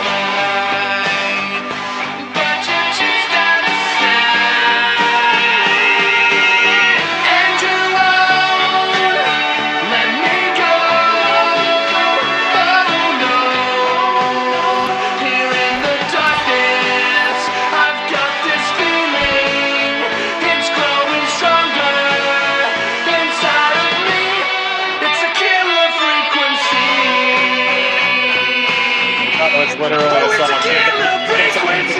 Like an 80s movie. It's literally the name of the movie. Yep. I love it. The name of the game.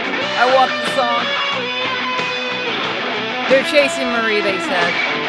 You can actually buy the soundtrack for this game off of Steam. I have to see. I might buy it. So they probably caught the son, and she's at Whistling Point where George died. Oh, she's gonna jump. Fuck you, Pumpkin's Pizza. The sequel better kill you.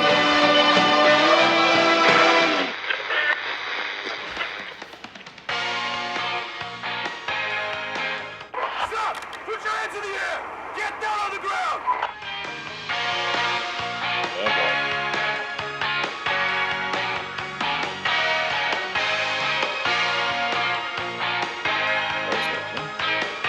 Don't move! Nobody else has to get hurt! She's gonna jump. Or she's a werewolf.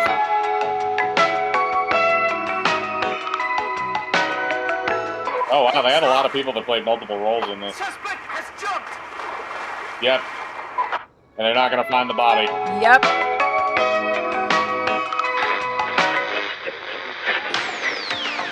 Officer Lugo, do you have a visual? Negative.